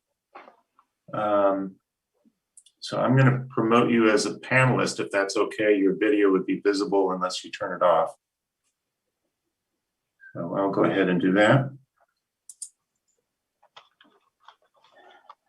Okay, Carol, you should be able to go ahead. Hi there, sorry about that. I'm Carol, and I'm the current president of the Ocean View PTA. I am here tonight to support the proposal for a driveway from Buchanan Street. As mentioned many times before from other commenters, the drop-off in particular is very, very busy with drivers, walkers, and rollers. Prior to COVID, I walked my child to school every single day. I live on Cerrito Street. And I have to advocate for not having a driveway where all the kids are coming into the campus. That would be the Jackson Street driveway. That just sounds so unsafe to me to have access to a parking lot crossing a line of hundreds of children. Not only for the safety aspect of the children and the people on their bicycles coming to school, but think about the traffic mess that's going to be caused on Buchanan when the teachers and people dropping off and the people going to UC Village are all turning on to Jackson Street, and it's all backed up because they're waiting for the hundreds of children to get onto campus before they can make another right turn. So I also just wanted to say, I live on Cerrito Street, so I do advocate for not blocking access to Cerrito Street from eastbound Buchanan. If exit is allowed from the parking lot onto Buchanan Street, I would suggest a no left turn signage, and I think that should be sufficient. That's all I have to say. Thank you. Thank you. Okay. Next is Rachel Anderson. Rachel, please go ahead. Hello, everyone. Thank you for having me here this evening. I had sent a letter when this item was on the agenda earlier in the month, and I knew I wouldn't be able to make the meeting. But I wanted to echo a lot of what I've heard here tonight. I, too, am a parent, surprisingly, of an Ocean View student. Or two, actually now I've got one at AMS, and we walk and bike enthusiastically around Albany, but from our home on Beverly Place. So we cross past all of the different elementary schools on our way to get to Ocean View each morning. And I will tell you, it is incredibly tricky to navigate that Jackson Street Buchanan intersection by any conveyance during drop off and pickup. And my family, as well as friends and other members of our community, have had close calls multiple times in that intersection. So anything we can do to decrease the number of cars that are in the same place as our children so that our kiddos can access their school safely and easily each and every day would be an enormous improvement. Removing a drive lane from that pedestrian area in the very front of school, our entrance, is enormous. So I just want to echo my support for opening that driveway on Buchanan Street. Thank you all for your time. Thank you. Next is Ian McLeod. Ian, please go ahead. Hi, can you hear me? Yes. Yes, hi. Yeah, good evening, everyone. Yeah, I'm really going to advocate for not putting a driveway across the dedicated bike path. I think that's a big mistake. You know, it's part of our dedicated bike network. There's not a whole lot of it in Albany, and I think putting a big disruptive feature across it that is going to be dangerous for cyclists is a bad idea. You know, there's a similar situation at the Gilman playing fields where the back parking lot exits across a dedicated two-way bike path, and it's extremely dangerous for cyclists. I've been on that path many times. The motorists coming out of the parking lot are not looking both ways for cyclists, not at all. And cyclists are going at a relatively good clip there because it's a long dedicated stretch of bike paths, similar to what we have on Buchanan. I think we should be prioritizing safe routes to schools and active transportation for kids. You're going to have a dedicated bike path that's going to be disrupted by motorists going in or out. It's going to be very dangerous. That should be part of our dedicated safe routes to schools for kids biking and walking to Ocean View School. And what really should be happening is that there should be a bicycle and pedestrian entrance near where the staff bike lockers are. That should be a large dedicated bike entrance so that everybody from the north and the west could enter the school from a dedicated bike path. That would be super safe, and you get a lot of kids and on bikes and parents on bikes off of Jackson and out of that mix. I think we should be giving them a safer access point and not worrying about drivers getting in and out of this thing on Buchanan, which is going to be disruptive and dangerous. So thank you very much. Thank you. And this is our last speaker, Florian Soom. Please go ahead. Unmute. Okay, I hope you can hear me now. Yeah, Yes. I agree with very many of the things that the previous speakers have said.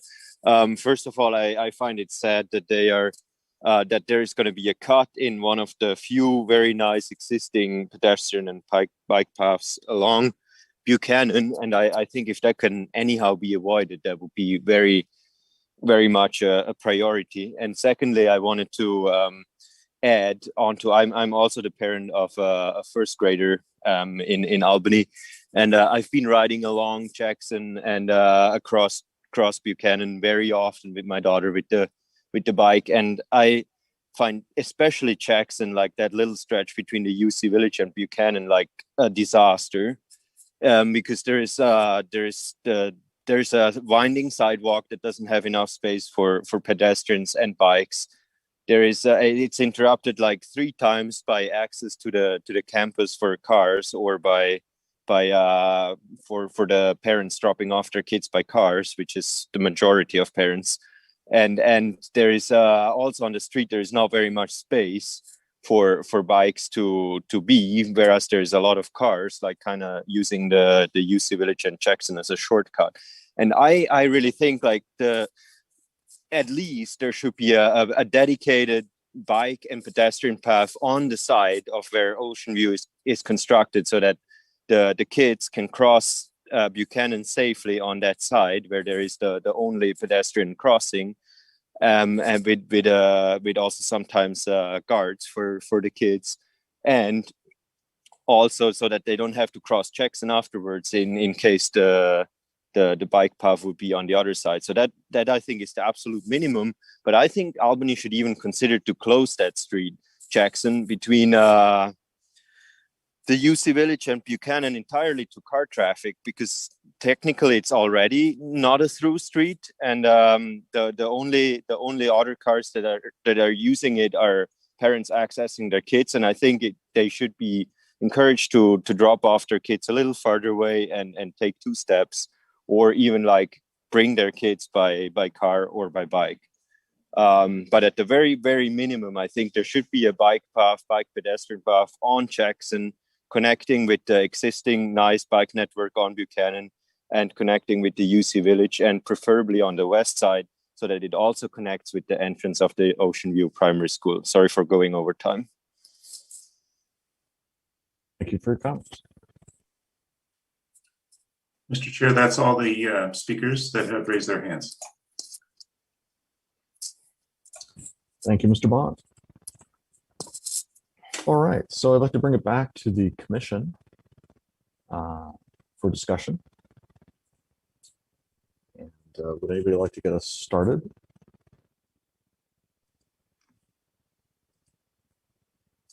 Commissioner Del Rosario. I actually had 2 more clarifying questions before my comments. So do we know what the overall parking demand need is for the school? How many parking spaces? It sounds like maybe there's 40 or so with the old site, and maybe there's more now. Sounds like 17 more with the new site or a new project.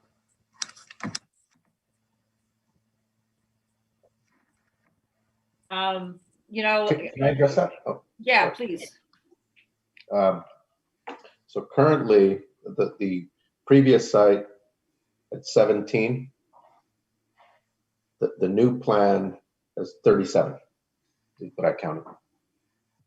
So a net gain of 20. And that's not including the on-street parking on Jackson, is that right? That's correct. Okay. And then someone had mentioned that there's overflow parking at Ocean View Park, so the school has access to that.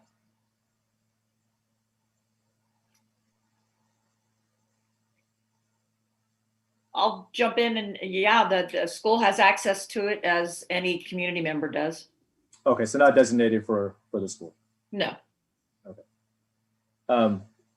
Sorry, that was apparently one question. The second question is, so what type of authority does the city have over this design decision? It doesn't look like staff is asking the commission to make a recommendation. It's more to provide input. So I was curious about process. So the city's authority is on the request for driveway access on Buchanan Street.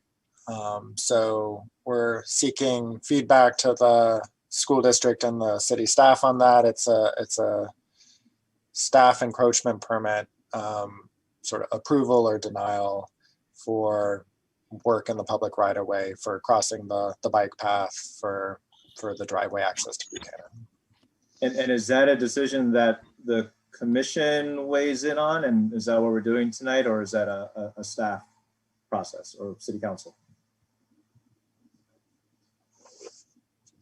Do you want to weigh in, Jeff? I think as these things become less clear cut, we bring it to the commission for your expertise. I don't know. Do we go to council for encroachment permit decisions, Jeff? So normally, a routine encroachment permit would not come to the commission. And as an example, if the issue of regular vehicle access hadn't been raised, we would have approved the encroachment permit for the construction of the fire lane without coming to the commission. We weren't able to reach a consensus with the school district. So our first step is to bring this to the commission. Based on your feedback at the end, we'll see how we go forward. It's essentially an engineering decision. An encroachment permit is in many respects an engineering decision. If it raises to some policy levels, it's a little bit of a judgment call whether the commission is the appropriate entity or ultimately the city council. So I wouldn't say that we've reached any final conclusion about that. I think this is the first step in the public engagement process. And if you give us clear direction one way or the other, the pathway may become more evident by the end of the evening. I don't know yet. Great, thanks. If you can come back to me later for comments, I just wanted to ask those questions first. Okay, great. Commissioner Fong. Just as a follow-up to Commissioner Del Rosario's question, what was the reasoning behind increasing the parking? Is that something that you found that there's not enough parking for teachers, or there's more teachers than before, or you're seeing more teachers driving to work? Just out of curiosity, what drove that decision? I think how I want to answer that is, it wasn't so much we were looking for more parking as much as we were looking for better parking. Parking in front of Ocean View School, we had a small parking lot. The street parking honestly was truly impacted a lot by the village when UC Village decided to charge for their parking other than their residents. So you will find in the morning when there's not construction going on that almost half of the parking spots out in front of the school that are street parking are by people who don't work at the school. They're parked there overnight. A lot of the rideshare cars are there. People who live in the village who don't want to pay for street parking park there. So we really had very, very, very limited parking before. Part of the design was really intended to create a better drop-off, more safe drop-off pickup zone, as well as what we're really asking for is, if I may just take the second here, I missed my mark in talking about trying to make it easier for cars. The real mark is to deal with and support students walking and taking their bikes to school. And if they're going to be crossing Buchanan while we have a parking lot entrance on Jackson, that convergence of our students walking to school with teachers coming into a parking lot will really discourage parents from bringing their kids walking or riding their bike. Many, many, many, many parents over the years would say, I'd love to ride to school on my bike, but I don't like crossing that street. So creating a parking lot for teachers gets us off Jackson, and it keeps us off Buchanan Street and parking on that and allowing that parking to be used by the community.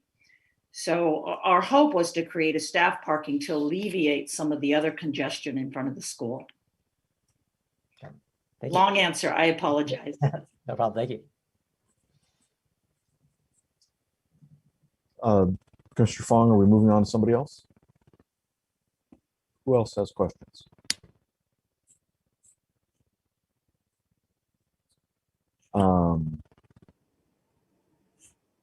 I'm not seeing Commissioner Graham or Commissioner John Mandel. Commissioner Graham's hand is raised. Oh, great. Then Commissioner Graham. I have some comments, not questions. Great. I think we're in the right spot. Yes. So I wanted to say thank you to everyone for their time, including parents who took the opportunity to call in. I think it's great to hear from everyone. So my understanding is that the intent is to avoid the conflict at Jackson with this existing entrance, which I believe is correct. And I would say that the only way I would support this idea is if this design that's shown here demonstrates that there's there's more focus on managing that existing entrance on Jackson, because right now the design just really shows you're adding another entrance and exit, but you're not really doing anything to design wise to demonstrate that you're removing that conflict there. Because just labeling something a fire zone a fire lane, I don't really think will achieve that goal, which is one of my comments. And if you're saying also that the pedestrian flow then is going to be along that fire lane to the back of the school in the morning, then building on that comment, I think then what you need to show also is a dedicated a much bigger sidewalk and something that's clearly articulating that you're prioritizing the pedestrian in that area. Because right now I don't see that. On that same vein, I also think that there isn't, I think a lot of thought needs to be done for if you do have this new entrance, how are you going to avoid pedestrians from using it? Or if you're allowing pedestrians to use it, which I think we all know that we can't really prevent pedestrians from doing things, then what you need to do is design it so that there's a safe way for pedestrians to use it as well, which I don't see right now. I think on that same note that the entrance on and off of Buchanan could then be, would need to also have another level of thought. I agree with one of the comments from one of the commenters that right now, as it's shown, if you allow it to be like within the parking, essentially the sight lines would be very bad for cars that were leaving during the, especially leaving that area. So I would suggest if you were to do, if this is what happens, that you would essentially want to remove those parking spaces and make the curves farther out so the car could queue not on top of the bike lane and then also have better visibility. I'm going to just keep going if that's okay. I also think that the fire lane, you know, when I see these two different colored gray, I mean, when you're going back to my fire lane discussion. When I look at this design for the new parking, also, you know, you're showing it as a fire lane, but then you're showing parking spaces that are clearly having to utilize that fire lane to get in and out of the parking spaces, right? And especially, I mean, we're talking about, you know, left turn in and left turn out. So I guess to me, that is also not demonstrating this sort of, if we're trying to limit the safety, then it's, to me, the idea is that it's not being shown consistently throughout the whole plan. And so in order for me to support the new entrance, you would have to show a higher level of pedestrian safety throughout all of it, especially in that parking lot, because I don't see any curbs. It looks like it's also all striping, which really also gives fewer cues to the pedestrian for where they should and should not be. And also, I'm hopeful that this isn't the final drawing, because the lack of trees and like the, you know, is in any of this space. We also know that we're like suffering from climate change and the urban heat island effect. And I think trees could be an easy way to also demonstrate the different uses of the space. I'll stop for now. I might come back, but that's where I stand.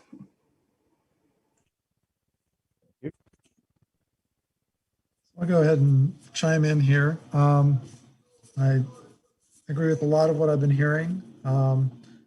As to the design and the comments from Fair and Peers, I agree with a lot of the comments that are made and recommendations in terms of making it be entrance only, because exit only just really having exiting traffic there concerns me.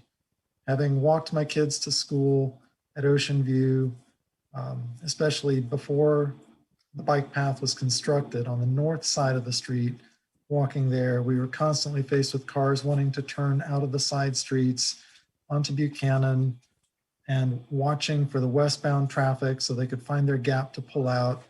And we were coming from the west, so to their right. They're looking to their left, never looking to their right. Frequently had to kind of wave in front of people. A couple cars, you know, had to tap on their hood friendly to say, hey, we're here, notice us, we're about to step in front of your car. We don't want to get plowed into if a gap suddenly opens up in traffic. So that behavior, same thing that one of the speakers talked about happening at the Tom Bates Sports Fields driveway, same thing. Cars pulling out of driveways are not looking for the bikes. They're scared of the cars that are going to hit them. They're not concerned about the pedestrians and cyclists that they might hit on the path. And I think that's a real concern.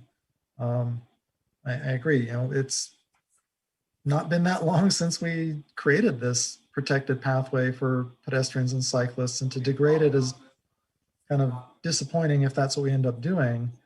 I think if we do have a driveway entrance, we need to create a deceleration lane and basically force the turn to be 15 miles an hour or less. We can't have cars coming 30 miles an hour, tearing around that corner because they're worried they're going to get hit by the car behind them. We need to give them a safe place to slow down so they're no longer threatened by other vehicles. Then they can pay attention to the path users.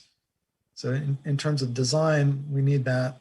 I think posting no left turn signs would be completely ineffectual.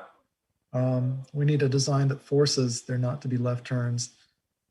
So I think that's important if we're going to have the driveway there. I know it's really late in the process to talk about changing anything on site, but I feel like putting the teacher parking front and center, in addition to having the very elaborate student drop-off area, really feels like suburban car-oriented design, not the kind of thing that we've tried to move towards in Albany. It is what it is. I probably would have designed the same thing 25 years ago as a junior traffic engineer who hadn't studied traffic calming and active transportation and vision zero and all the things that we have more experience with now. But I think taking the Fair and Peers recommendations quite seriously, those are probably almost a minimum for what we'd have to do. But I also look at, we've got the portables behind the school. I would kind of prefer to swap the portables and the proposed parking lot. So the teacher parking lot could go in the back corner between the multi-purpose room and the tennis courts, access it off of the fire lane. Yeah, that would be access from Jackson Street, but at least it would be a four-way or a three-way stop controlled driveway access. So cars pulling out of that driveway know that the cars coming on Jackson on both sides have a stop sign as well, so they can afford to focus attention on pedestrians there. So I kind of feel like between the two, I'd prefer to move the parking entirely, put it behind the school, kind of out of sight. Sends a better message to the public that we're, prioritizing the education and playground space over parking. I appreciate everything that the teachers do for the students. My kids really enjoyed Ocean View. It was a wonderful school. Glad that we're upgrading it. I just want to make sure that we're meeting all the needs. A little bit feels like we're backed into a corner because this sort of came as a late, hey, can we fix this? And I want to find out how far we can backtrack to change things. If we can swap the portables with the parking, I think I could get a lot more excited about that. Because the motivation of reducing the vehicle and pedestrian traffic on Jackson is absolutely a good one. I support that. I don't think we're going to improve things there so much that we create more capacity for cut through traffic. We do want to reduce the congestion, but it's not going to go away completely. And if it did, commuters would just pick up that slack, if you will. So it's all of what I'm hearing is good points of view, and I just want to try to find a balance that we can recommend that's doable right now. And if it's got to be on Buchanan, let's optimize the design of it, per the Fair and Peers recommendations and a couple of other things we might do to enhance that. If there's a chance to swap the parking with the portables, again, that would be my first choice. So thanks for listening to my comments. Thank you. Commissioner Del Rosario. Yeah, thanks. And I'll be quick because I think a lot of my comments are already stated.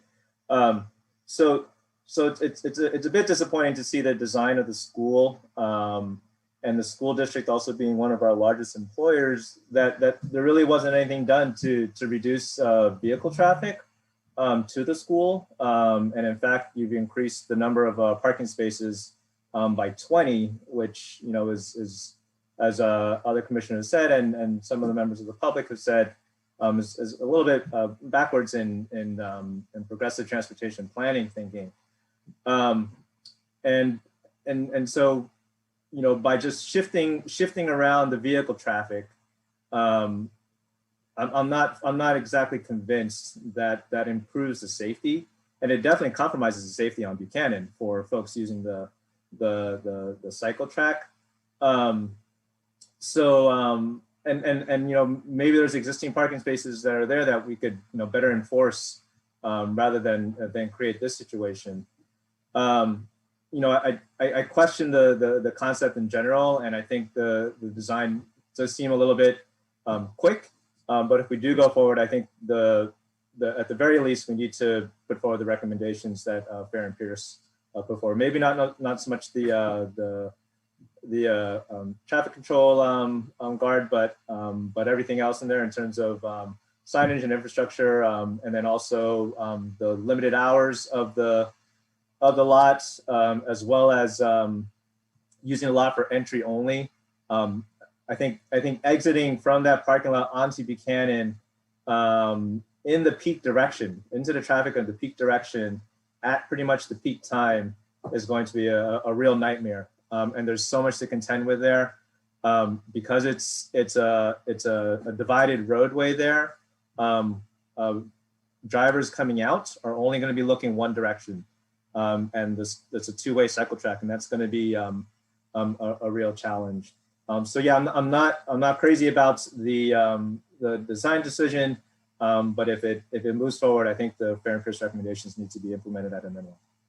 Thanks. Thanks.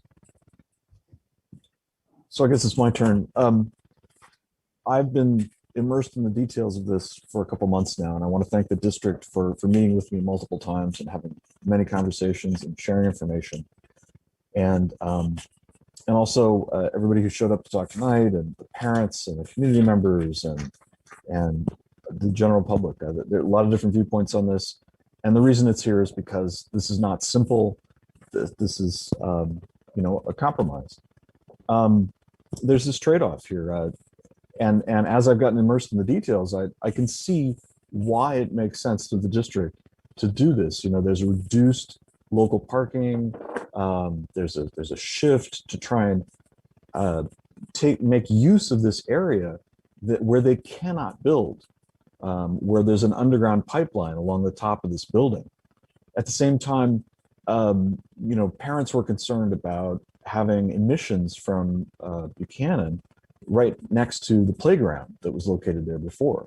So the main playground is shifting on site to kind of answer that. And at the same time, you don't want to have classrooms right next to a busy main road.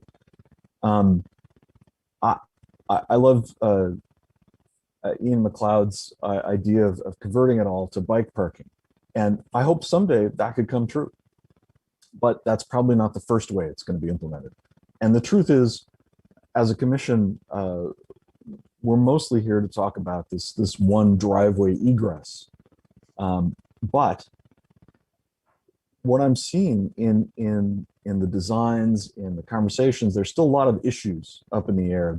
And my fellow commissioners have brought up a lot of good details that I also spotted, and obviously I'm not alone in that. So that's great. Things like, you know, if you have people walking along that fire lane in the new parking lot, how are they separated from the teachers, staff coming in to use that parking lot? And how is that made safe? And that's just not clear on these plans. And also, if the overall goal is to really make people feel safe walking and rolling to the school, you know, this is not the only location that could be improved, and where I think better plans could be developed. The school district has offered that last illustration with the paired green and purple lines to show the sidewalk and the Justin Freed, could you switch to that illustration? Could you share that for us?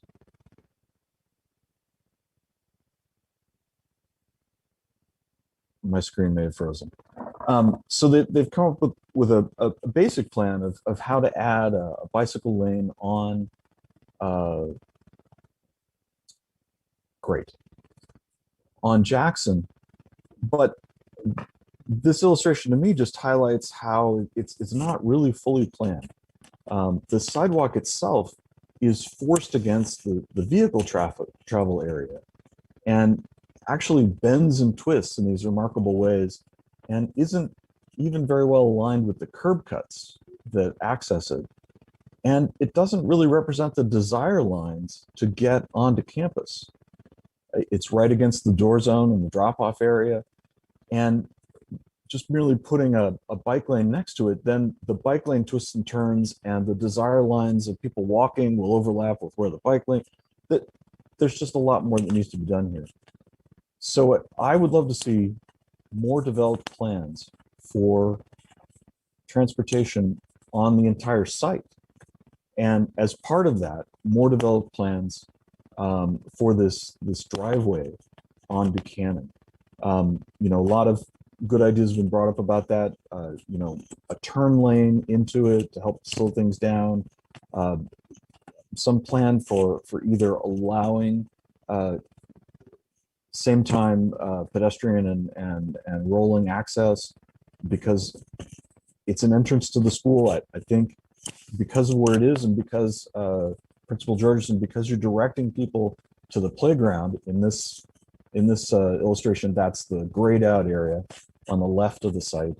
If that's where you're directing people to arrive and possibly pick up after school, then if they're coming at all from the west, then that's the shortest distance to get to that area, and people are going to want to use that driveway. Currently, there's a fence along the Buchanan bike ped path that's covered in cloth along the school site, and leaving that and putting a driveway through really, as Commissioner Javandel talked about, creates this you know, sightline issue that is pretty extreme. If the fence could be pulled back towards the parking lot on both sides of the driveway to allow sightlines down along the path and along the street much better, that could help a lot. And then there are the issues of, you know, is this a one-way in? Is it going to be locked midday? You know, what is the operating agreement between the city and the school district? I'm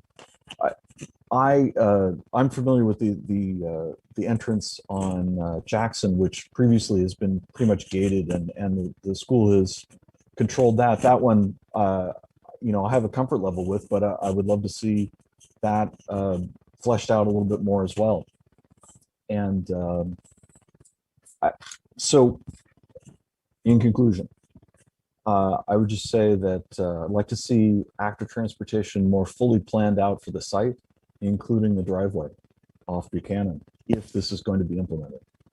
And as was mentioned before, this commission has not been asked to pass a resolution on this, but I think if we were, I would want to see more developed designs before we pass this off to staff or up to city council.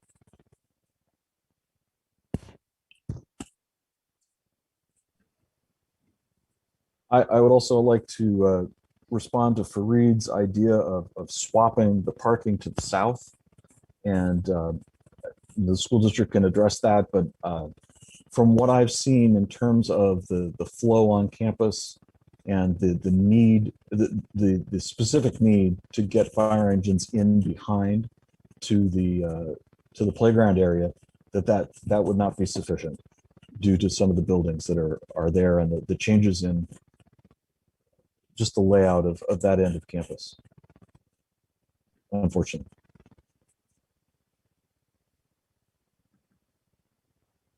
So that's a lot of input. Commissioner And Fong has a hand up too, by the way. I'm sorry, Commissioner Fong, please. Yeah, I can also be relatively brief as well. I think a lot of the things that I would wanted to say has already been stated.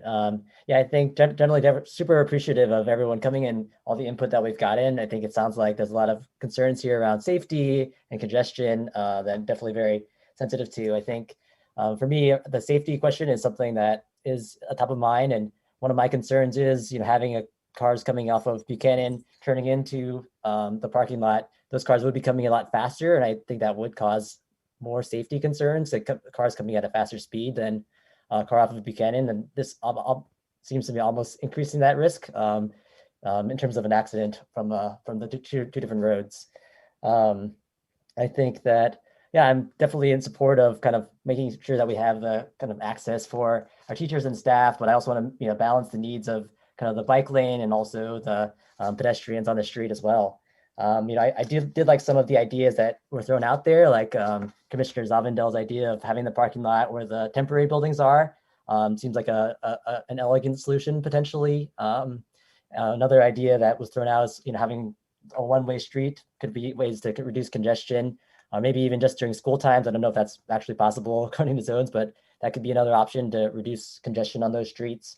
I also like the idea of how we can, if we do have an access off of Buchanan, making that pedestrian and bike friendly. I think that's kind of the direction that, I'm excited that we can move towards a more environmentally friendly options towards getting to school. And I think we'll not have the same concerns that I would have of cars coming in and off of Buchanan.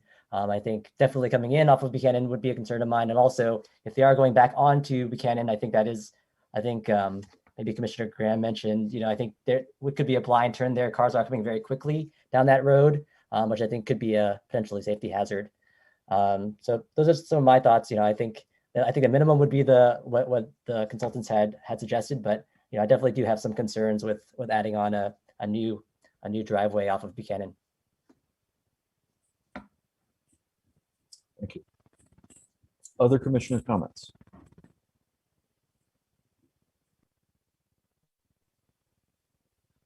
This is probably somewhat peripheral comment, and maybe it's already been discussed, but with respect to the parking on Jackson, I know it's UC property and all, and I appreciate the concern that you're getting more UC parking overflowing, displacing the teachers there.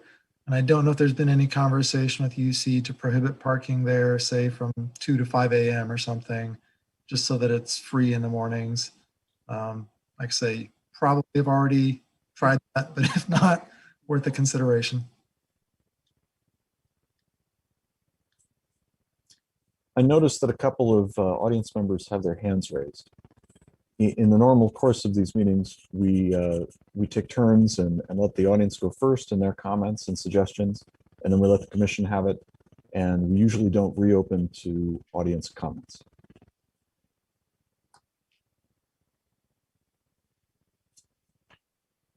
So the purpose of this item was to give comments to staff, which I think we've done quite voluminously. Is there any other action that staff would like the commission to take?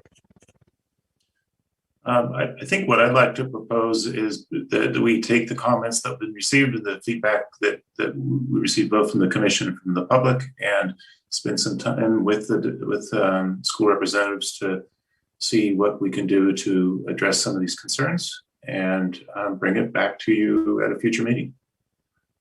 If that sounds good to the commission and to Terry and Juan as well. That sounds good to me, and I hope that staff in the district will have the opportunity to bring it back. Great. So if that's it, thank you very much for the commission's feedback. And thank you to the school district. Again, thank you for allowing us to present this item, and it's been a very enjoyable conversation with all of you. Thank you. Thank you. So our next item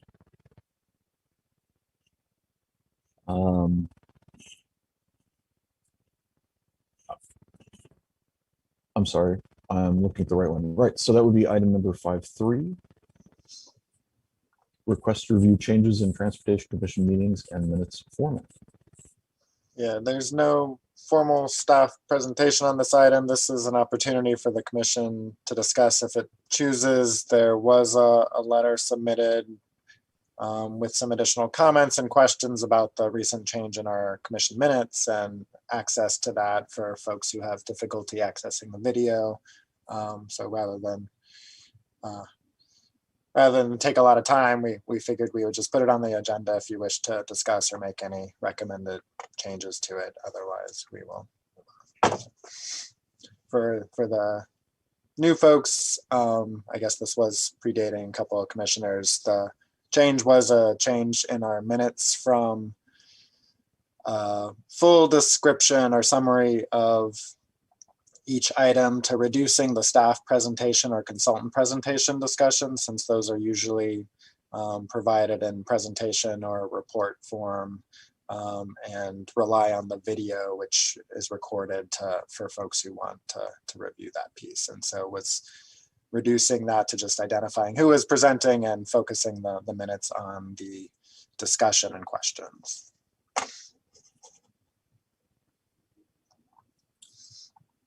So the correspondence we received was asking for full detail. Yes, they were concerned by the change and reduced access to what the presentations were, where they were having, I guess, had trouble with the video and said they relied more on the minutes for that information.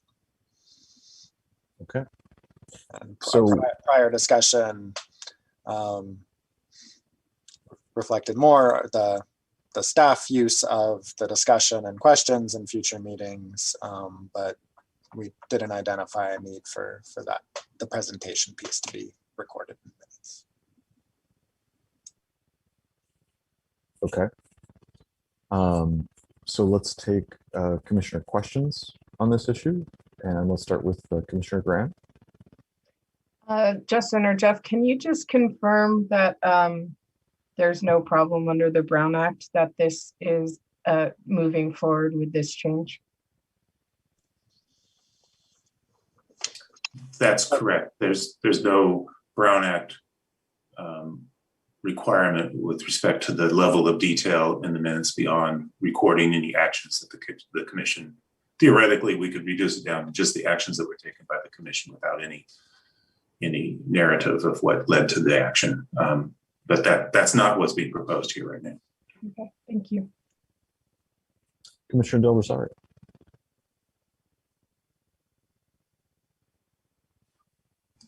Thanks. Commissioner Graham took my first question. The second question was, I want to say this for the benefit of the new commissioners, but probably it's more that my memory is failing me. The benefits to staff for doing this, was it staff time and some other cost savings? Was that correct?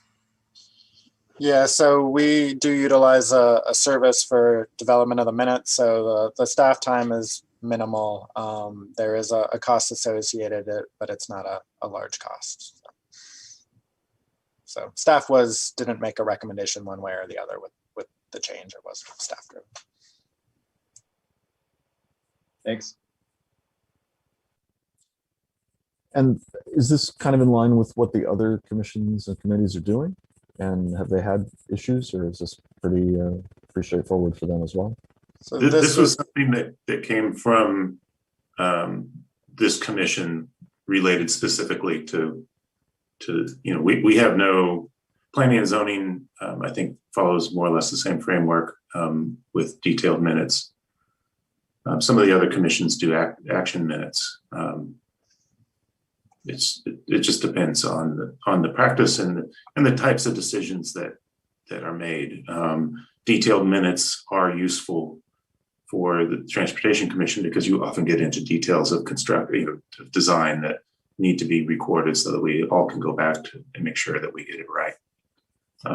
Other committees, that's not necessarily as important for the long-term record.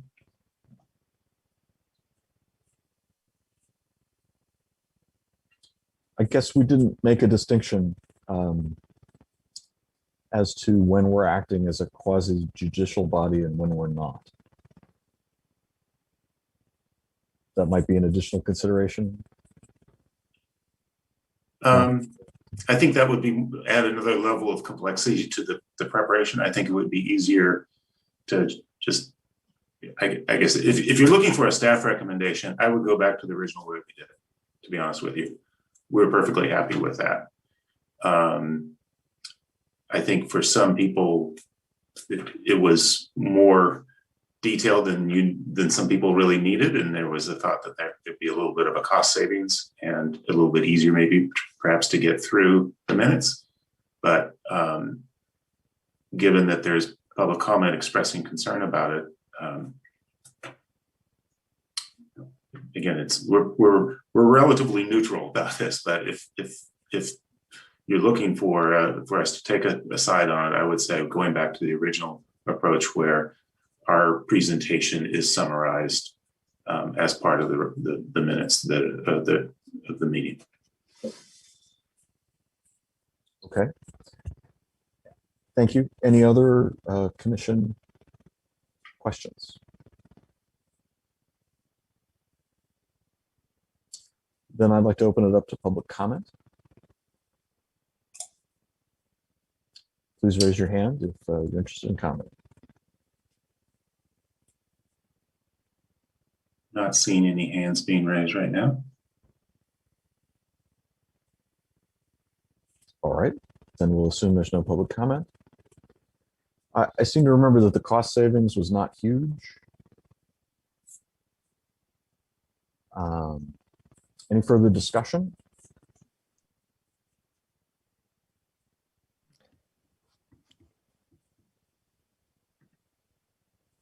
Yes, Commissioner Fong.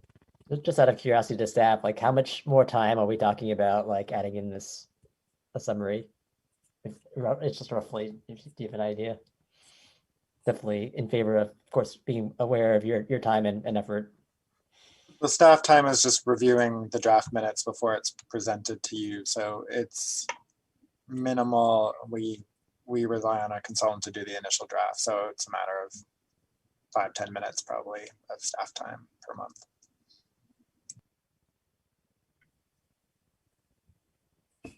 Great, thanks.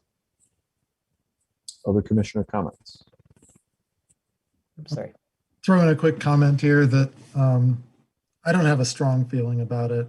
You know, since I find myself reading a lot of stuff, short and concise is kind of attractive to me, but if I'm in a hurry, I'll just skim more.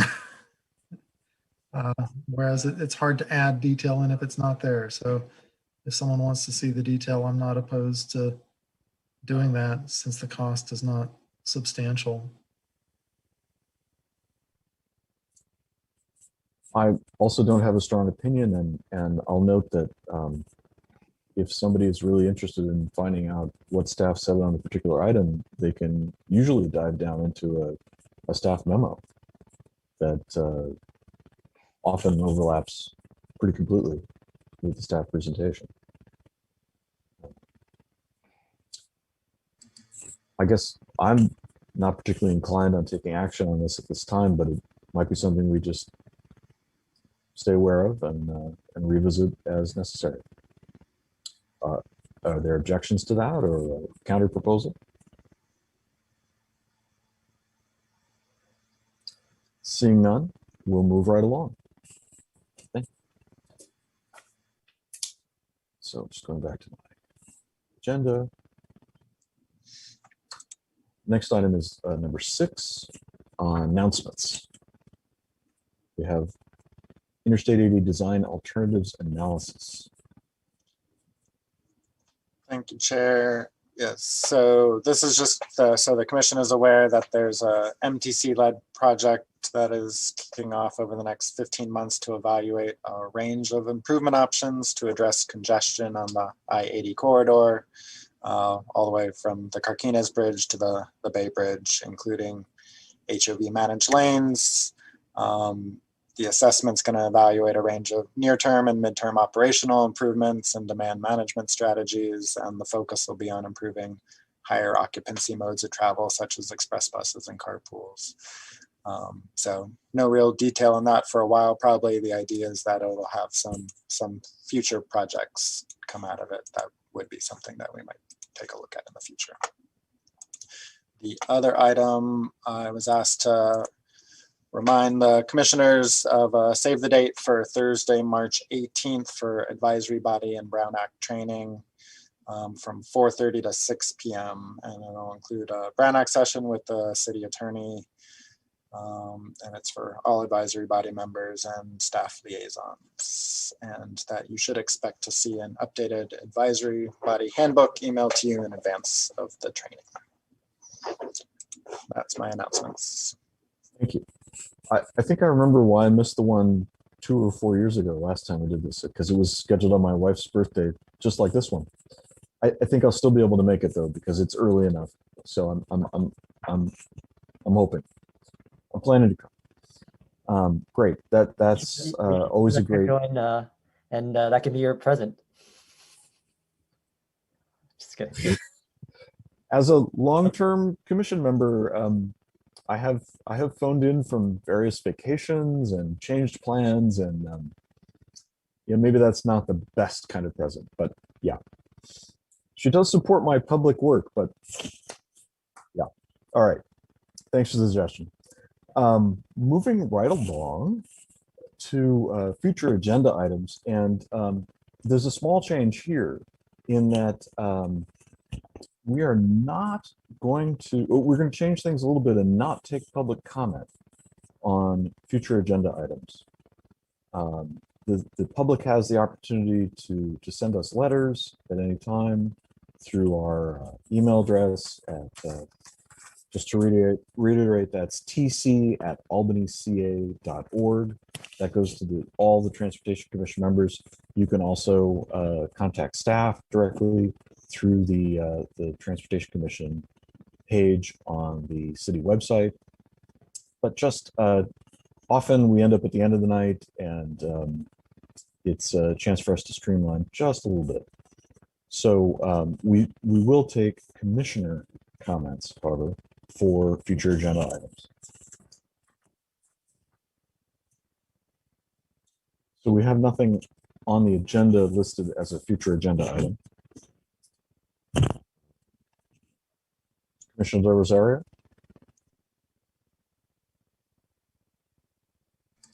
Yeah, I had 2 items to raise. I don't know if either rises to the level of an agenda item, but one is actually in response to the initial public comment about the signal on San Pablo and it not being visible at Clay.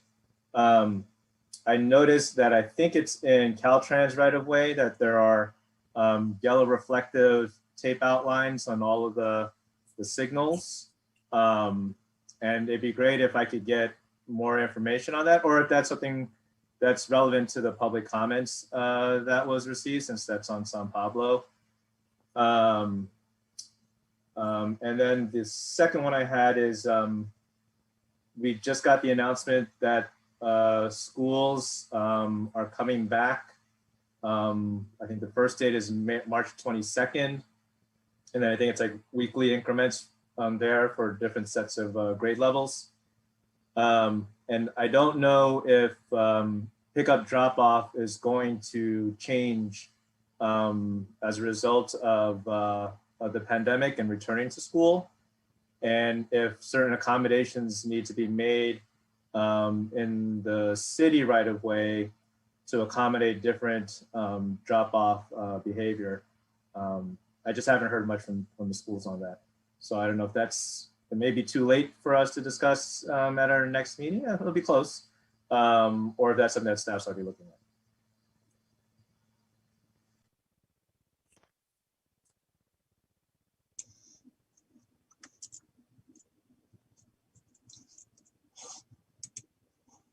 Anything from staff?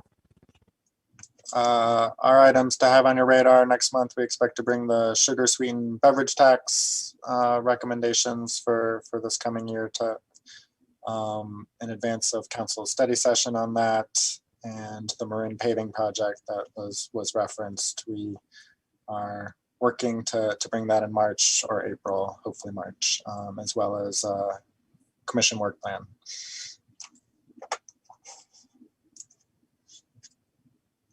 Great. Did I miss any commission comments? Seeing none. Our next meeting is on Thursday, March 25th at 7 p.m. Same Zoom channel, same Zoom time.